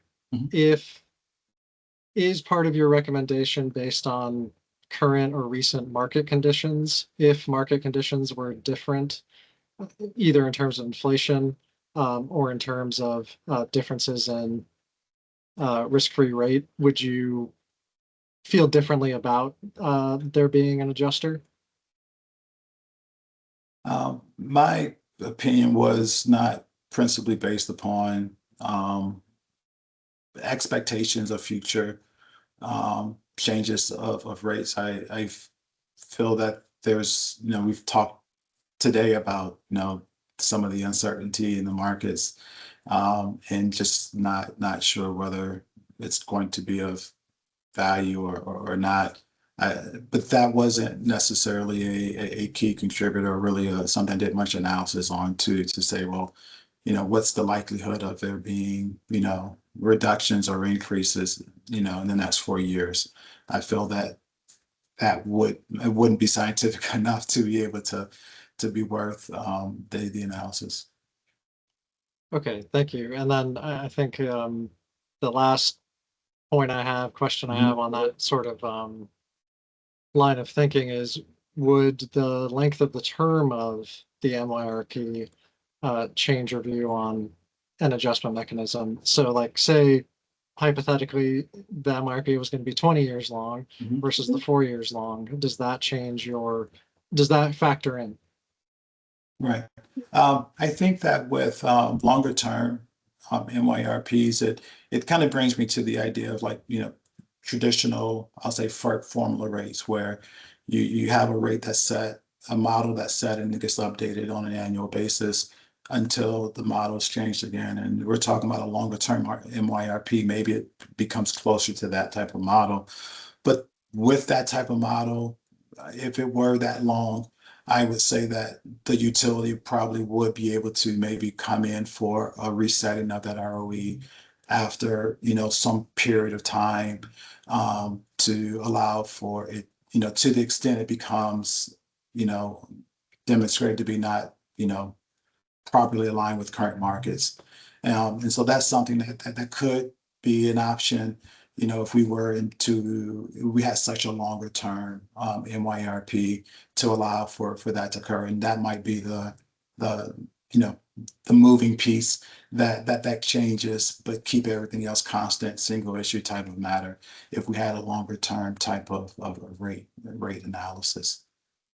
I would not recommend a fixed rate for 20 years on ROE. All right, thank you very much. I really appreciate your responses. All right. Any other questions from commission?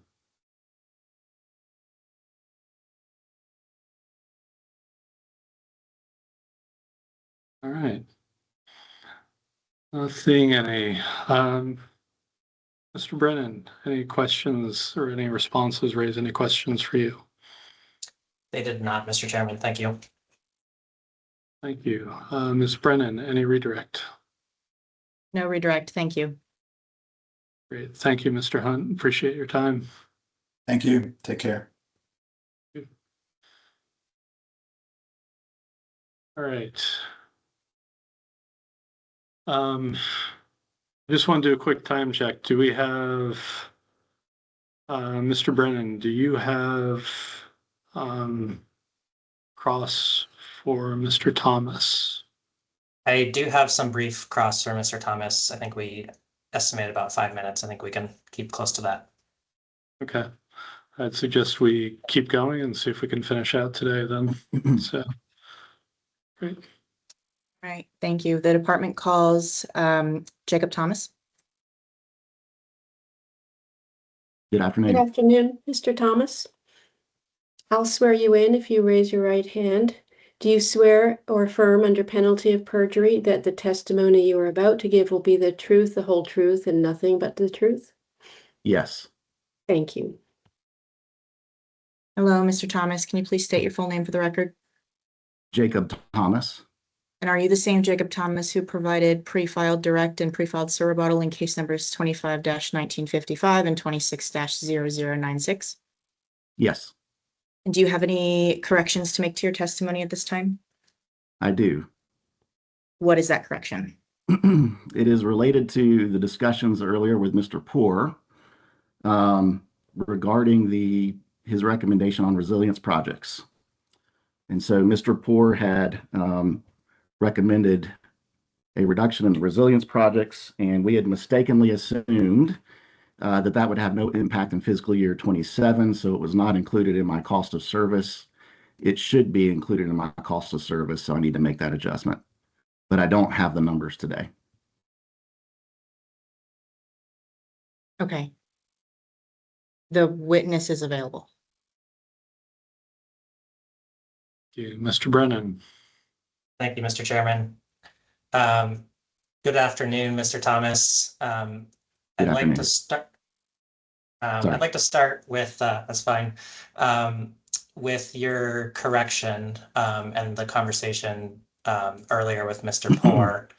So it sounds like your cost of service does not include any adjustment for Mr. Poor's recommendation, which was a reduction from GMP's resilience proposal. Is that correct? That is correct. And you'd agree with me that Mr. Bingle and Ms. Doan could also make that correction in their cost of service to estimate the amount that the department's recommending. Is that correct? Yes. And because you did not reduce GMP's proposal, the rate numbers that you've proposed currently in your cost of service, the 5.59%, that does include GMP's proposal of 76 million in resilience investments. Is that correct? That is correct. Okay, thank you. I'd like to turn just to the surrebuttal cost of service you provided last week.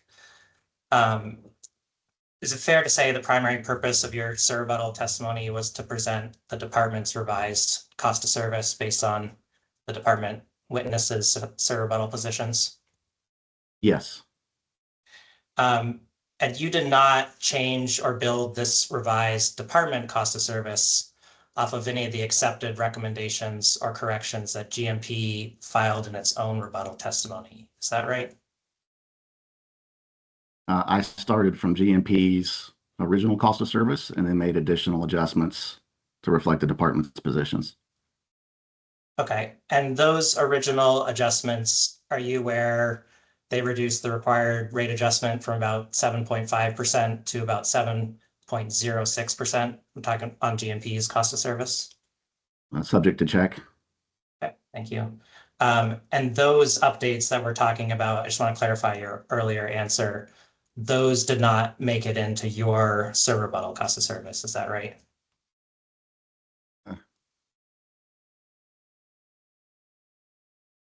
I believe that might be correct. My intention was to show the original position and then the final department position. Okay. Sorry, was there some other follow-up? No. I appreciate that clarification. So Sure. As a result of that, would you agree with me that the department's rate in its rebuttal position does not reflect the changes that GMP made in its rebuttal testimony? I would say it does not show that as part of the exhibit at this time. I don't know about reflection. It doesn't, sorry, it doesn't show that in the exhibit. Does that mean it's not within the number itself? I'm having a little trouble following what. Well, the final number that I present is the department's position.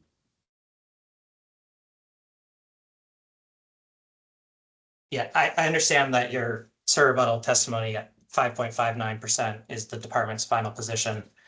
What I'm trying to clarify is whether that 5.59% includes the reductions in the cost of service that Green Mountain Power made throughout this case.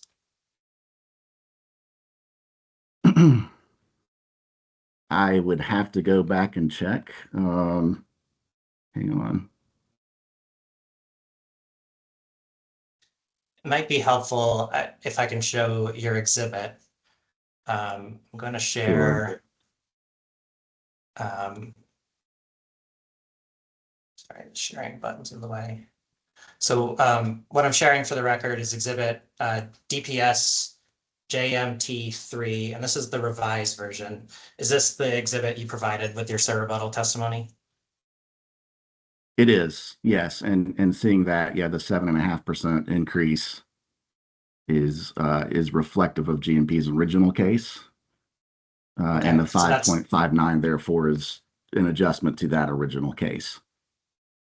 Okay, and so then you would agree with me that that 5.59 does not include the reductions in the cost of service that GMP has proposed in this case, in its rebuttal. I do think that's correct, subject to check. Okay, I appreciate that. Sure. No further questions from GMP.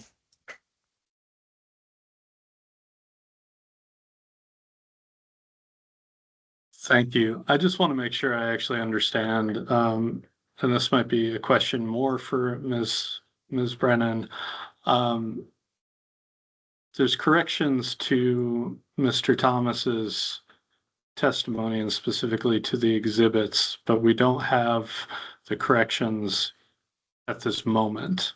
And I'm wondering, are you proposing, Ms. Brennan, to file corrected versions subsequent to today? I believe we would have to file corrected versions. Okay.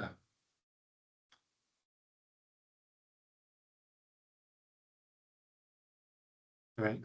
I'm just pausing a little bit because typically we would do corrections live, so that way if GMP had questions, they were able to ask. So apologies, Mr. Thomas. I'm just trying to make sure everyone's on the same page here. Mr. Brennan, were your questions directed towards the more hypothetical, what you believe to be your expectations regarding what the corrected version would be? Did I get that correct? No, and thank you, Mr. Chairman. There was some line of questioning on the resilience investments, and Mr. Bingle will be able to follow up on that. I think that was fairly clear.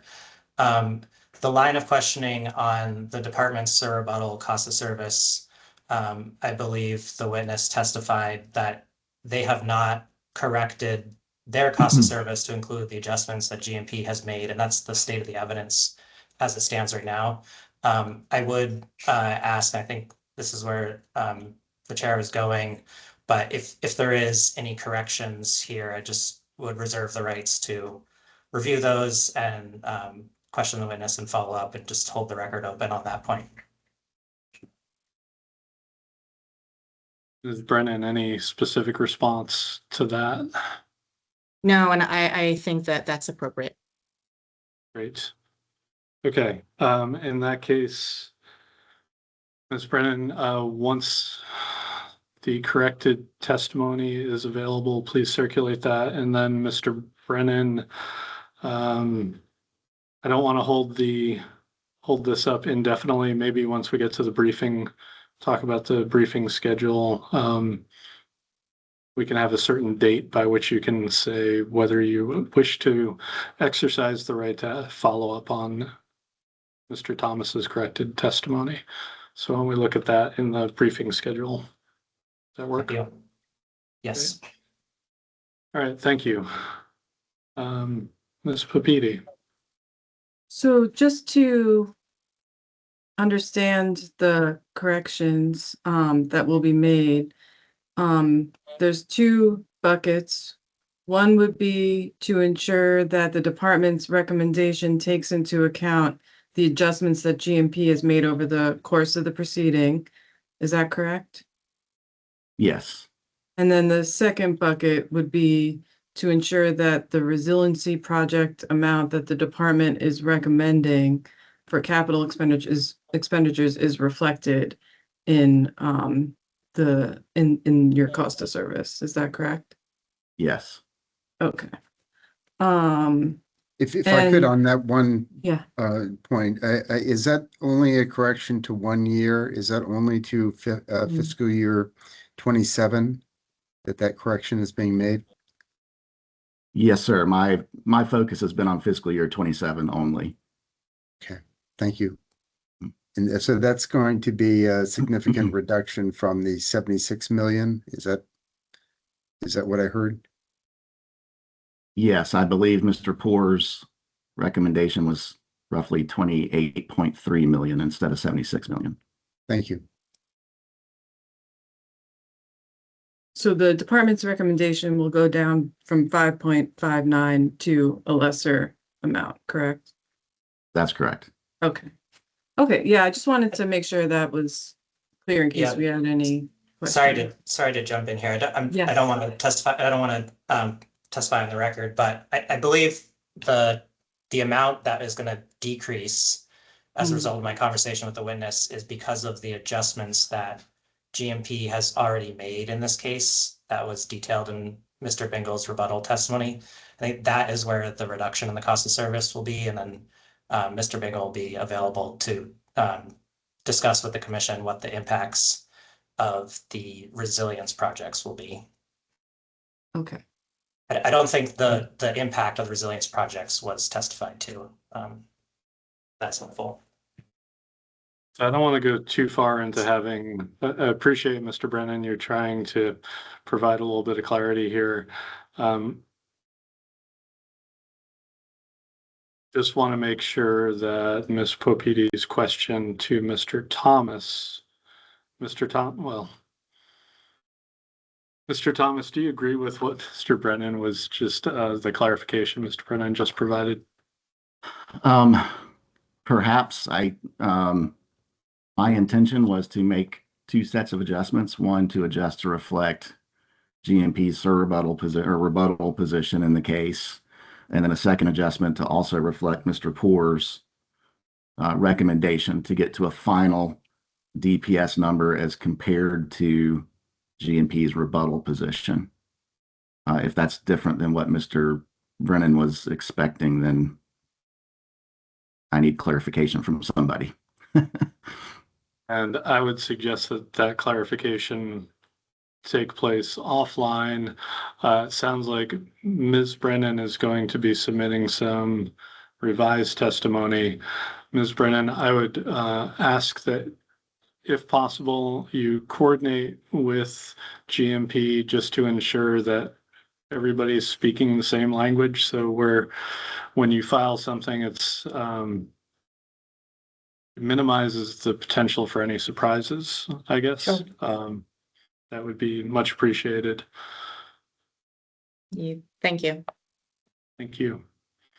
Ms. Papiti, did you have additional questions? I don't. Okay. Anybody? Yes, Mr. Davis.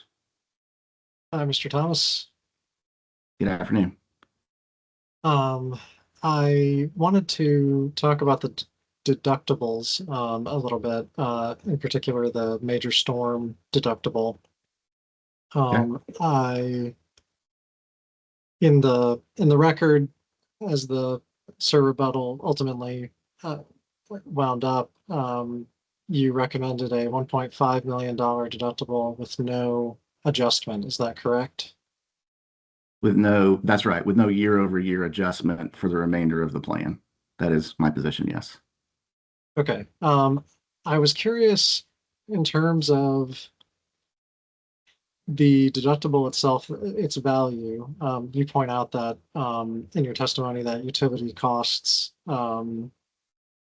prices utilities pay for things have gone up over the last several years. I'm curious specifically how the value of the new capital that GMP proposes, say in its resilience bucket, things like the conduit, cable and conduit underground, does that differ in value from the non-resilient substitute from just like the normal poles, say? I don't think I'm the right person to answer that question, Mr. Davis. I'm not a system engineer, so I Gotcha. can't Okay. comment on that. But I would add, I'm sorry, I would add that, GMP has stated that these investments should reduce costs associated with storms. And so I think the expectation that investment in resilience projects reducing costs should mean that threshold level becomes less of a concern over time. Okay, thank you. I think that's all I have. Thanks. Great.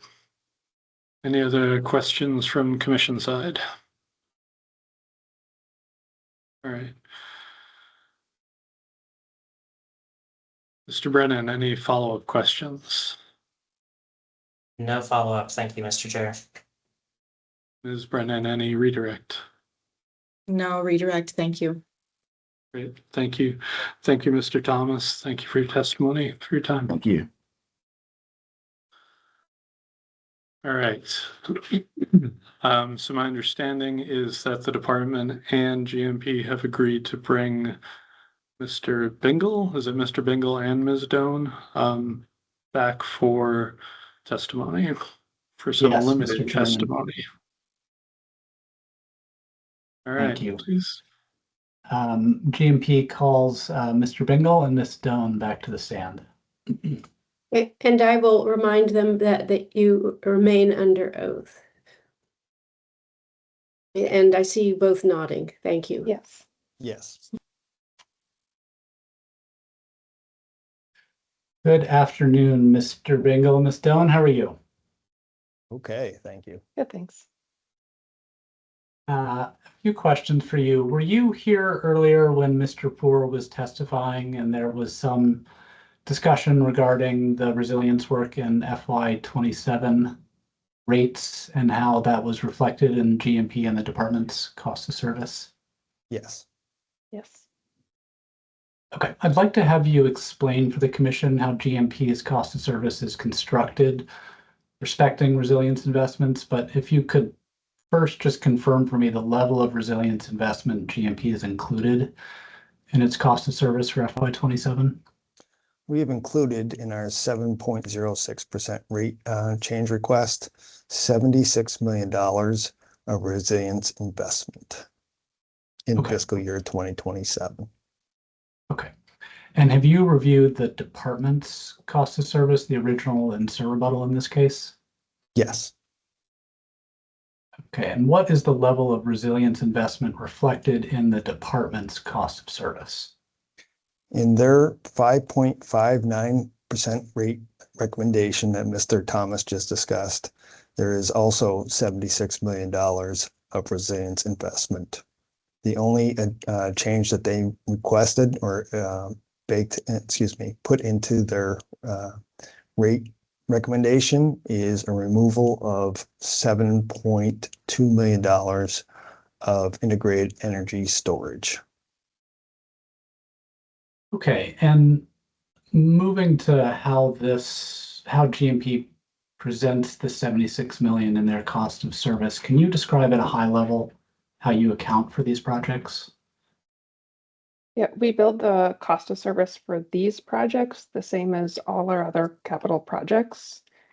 And all resilience projects for FY27 were turned over to the DPS. Mr. Burke spoke to this, but we included the resilience projects in base rates, and that was based on some feedback that we were hearing. So this process begins with the output of capital review process, with planned projects presented, and then from there we build the rate case schedules, and that feeds into the cost of service and makes up the FY27 rate. Okay, and can you just identify in the record where those projects were presented by capital witnesses? Sure. Mr. Burke introduced the resilience projects, and he has in his rate case exhibit GMP MB6, and that gives a summary of all the projects.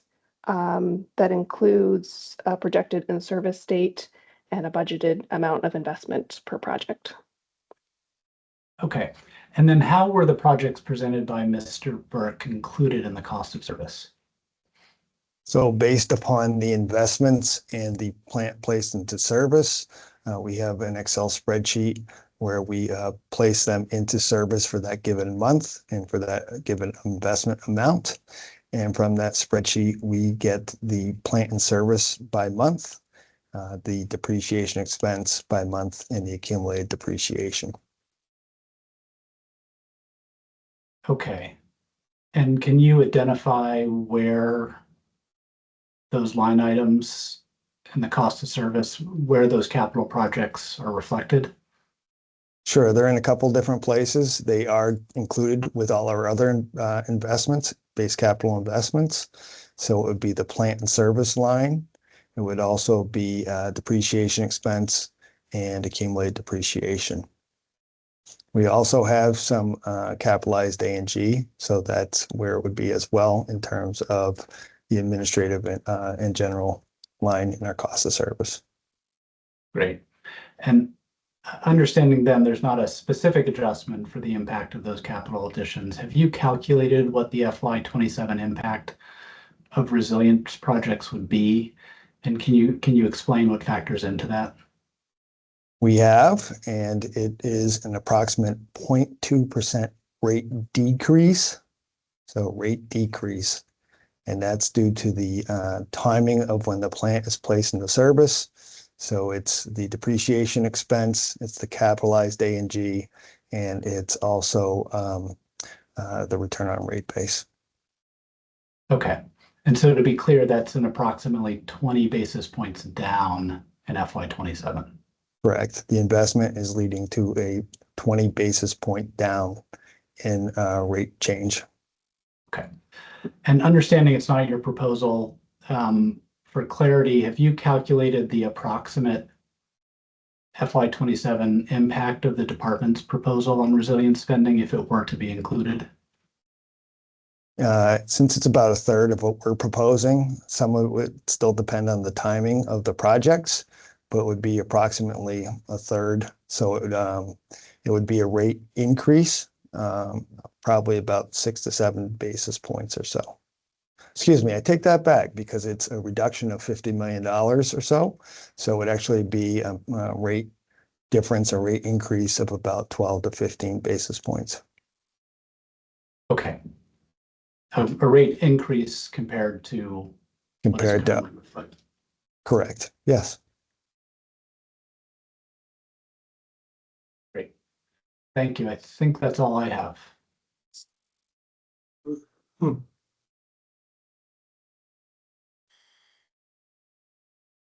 right.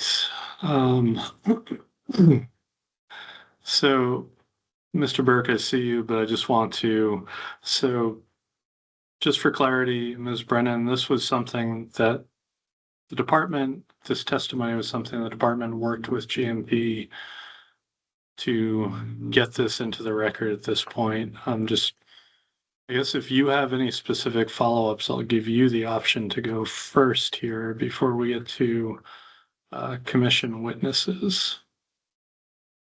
I appreciate it. I don't necessarily have any questions. We take what you said earlier about discussing with Green Mountain Power offline to ensure there are no surprises. And so I think that's what we will do. Thank you. Thanks, and my apologies for that wording slip. There are no witnesses for the commission. So, Mr. Burke, you did have some questions, though. I just have a couple of quick questions. I just want to make sure I understand the accounting treatment in future years. So I'm assuming you are going to follow the same process of how the resilience spending is built into your cost of service for the subsequent years in the multi-year rate plan. Correct. So, I'm just asking because we'd asked the parties at the outset to provide the Excel spreadsheets that were used to produce their respective cost of service models. And so I realized from what you're saying now, it's not going to be a simple exercise of just backing out $50 million from one line item to really kind of calculate the overall rate impact. There are quite a few projects Yeah. associated with it this year. Yeah. And in terms of the timing, as to when they're integrated in rate base over the, I guess built into your 13-month average, I'm assuming somehow, how do you determine that? Is that just sort of averaged out, or is that based on the actual expected completion dates for those projects? For fiscal year 2027, it's based on the actual expected completion dates. And do you expect to do the same for future years of the multi-year rate plan, or will that be an averaging process? It will be an averaging process. At this point, yes. Okay. And so, okay, so in the next year would be $95 million and then 90 if that's approved. So, okay, that makes sense to me. Thank you, Mr. Bingle. Yep. So just to follow up, can you explain that 0.2% decrease again? So I'm not sure I was following the train of thought there. So Sure. So Ms. Pepiti and everybody else, it is something where it's based upon when our plant is placed into service during a year. When we come to look at the average rate base, it's based on a 13-month average balance. So we're not showing that all the plant being placed into service on day one of the fiscal year 2027. Instead, it's right through the year at different points. And so because of that, we don't have the full $76 million in rate base in terms of a 13-month average balance. It does get included, but it's staggered throughout the year. Also, we have a little bit of a lag for depreciation, same thing, where we don't have a full year depreciation on the $76 million. But then we do have capitalized A&G, which is applied to the spending, and that moves costs from O&M into capital. Just like we treat every other capital project we have. So when you say rate decrease, I'm confused. Is it a decrease of what? What are we starting with here? Sure. So what it is we take the total amount of cost. So in other words, it's the return on rate base associated with this. It's also the depreciation. Those are both costs, but then the capitalized A&G is a decrease. And so we divide that by revenue at current rates, and that's the revenue, that is the rate change. And that's how we come up with the 20 basis points approximately decrease.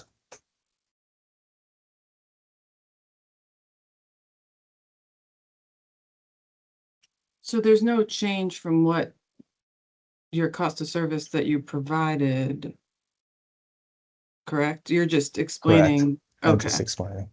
Okay. So just to take it a step further, so if there was no other resilient spending in year 2, there's no capitalized A&G, and there's also a full year of plant service, but it decreases with depreciation in each subsequent year. Okay, and then moving from the 76 million to the 28.3 million, can you just explain that one more time for us? It's in a ballpark figure. Again, it depends on what projects are removed. So like Mr. Burke was referring to, it is a little bit complicated because there are 45 projects. So we would have to figure out which ones those are that would be removed. And then proportionally speaking, I was just doing a high level proportional. If there's a 20 basis point reduction for 76, if you take out 50 million, then it would be basically we'd be causing about 12 to 15 basis points of rate increase relative to that 76 that we're including.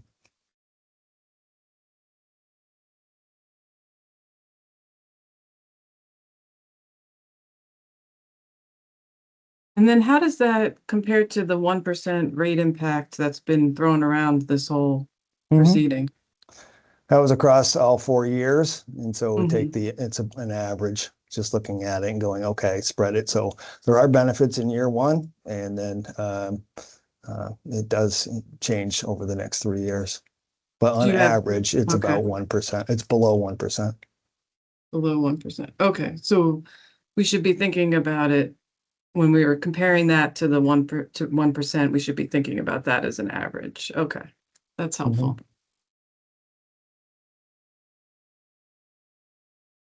Okay, that clarifies things for me. Thank you. If I could do a preemptive question answer, it's from Mr. Davis. He did bring up earlier about what happens when you get beyond 2030. And based upon our level of spending, I did a quick analysis on that. And it looks like it'd be a 1% in 2031 based upon that. And that's just because there's no capitalized A&G in 2030, and you get the full year plant service for the $341 million invested. Thank you. I was going to ask that. Is it, does that analysis hold beyond 2031 as well, roughly, or? No, so what happens is after 2031, everything's in service, and then with depreciation, the amount of net plant service declines. So it's a slight, because it's a long-lived assets, these are long-lived assets, it'd be a slight decline each year, 10 to 20 basis points approximately. So can you speak to essentially what the functional form looks like it peaks at some point and then it starts to trail off? That's 2031. Okay. But again, it's not, it's a gradual, we have a decrease in 27, and then it's on average 1% for the 4 years of the MYRP. And then in 2031, everything's placed in service, no more capitalized A&G. And so it declines starting in 2032. Okay. I believe I understand. Thanks for walking through that. Great. Any other clarifying questions from commission folks? I just wanted to ask that when the cost of service documents are filed by the parties, if they could present the Excel versions too. Absolutely. Happy to do it. I did want to ask Mr. Bingle one more time to explain that 12 to 15%, or no, 12 to 15 basis point increase associated with the department's proposal. It's just relative, Commissioner Allen, it's relative to GMPs. So we're at 20 basis point decrease at $76 million. So a 50 million, So the departments, all else being equal, $28 million would be roughly 6 basis point decrease in rates. So the difference between the 20 and the 6 is relative 14, which is ballpark 12 to 15 basis point difference between GMP, and it would be an increase relative to GMP's position. Okay, thank you.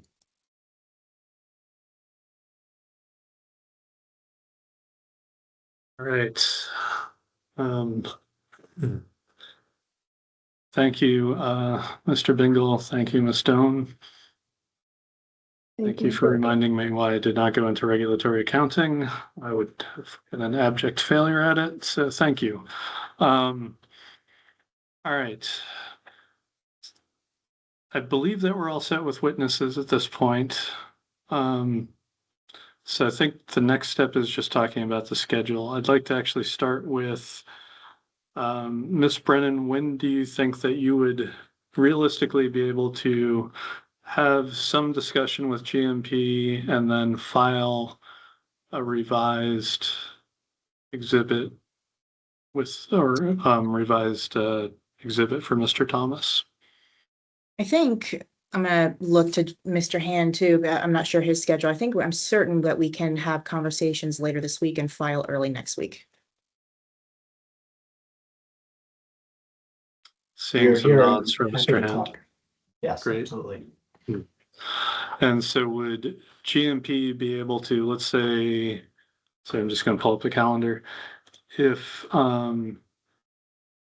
say the department files by June 30th, revised exhibit, would GMP be able to file by July 3rd is a state holiday, by July 2nd, as to whether or not you would like additional an opportunity to further explore the information provided? I believe that should work in terms of a notification if we need anything further. Yes. Thank you. Yes, it would not be any additional testimony. It would simply be, we can consider the evidentiary record closed, or GMP would like to take the opportunity to conduct additional process. So that would be the only thing we would expect by July 2nd. So I'm seeing Thank you. nods. That sounds fine. Okay. Mr. Burke. I'm just going to flag for you, Mr. Chair, the current briefing schedule is July 13th is the direct briefs, and the reply briefs are due July 24th.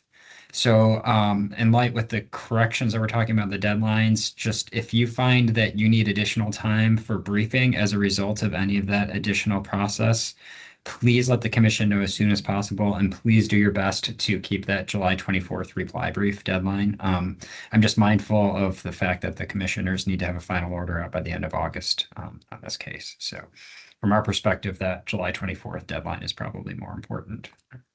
Will do, Mr. Burke. Understood. All right, so just one confirmation, July 13th and the 24th, that's still workable from all the parties' perspective. As Mr. Burke mentioned, 24th is strongly encouraged to be workable. So not seeing any need to modify the briefing schedule at this time. Is that correct? That's correct. That's correct. Great. All right, anything else that we need to talk about today?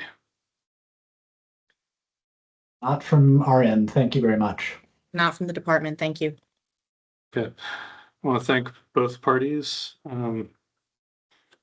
Appreciate everybody's time and effort that went into this. It was a lot of work, and thank you for everything that you've done to date. So thanks very much. Thank you. Hearing's adjourned. Bye.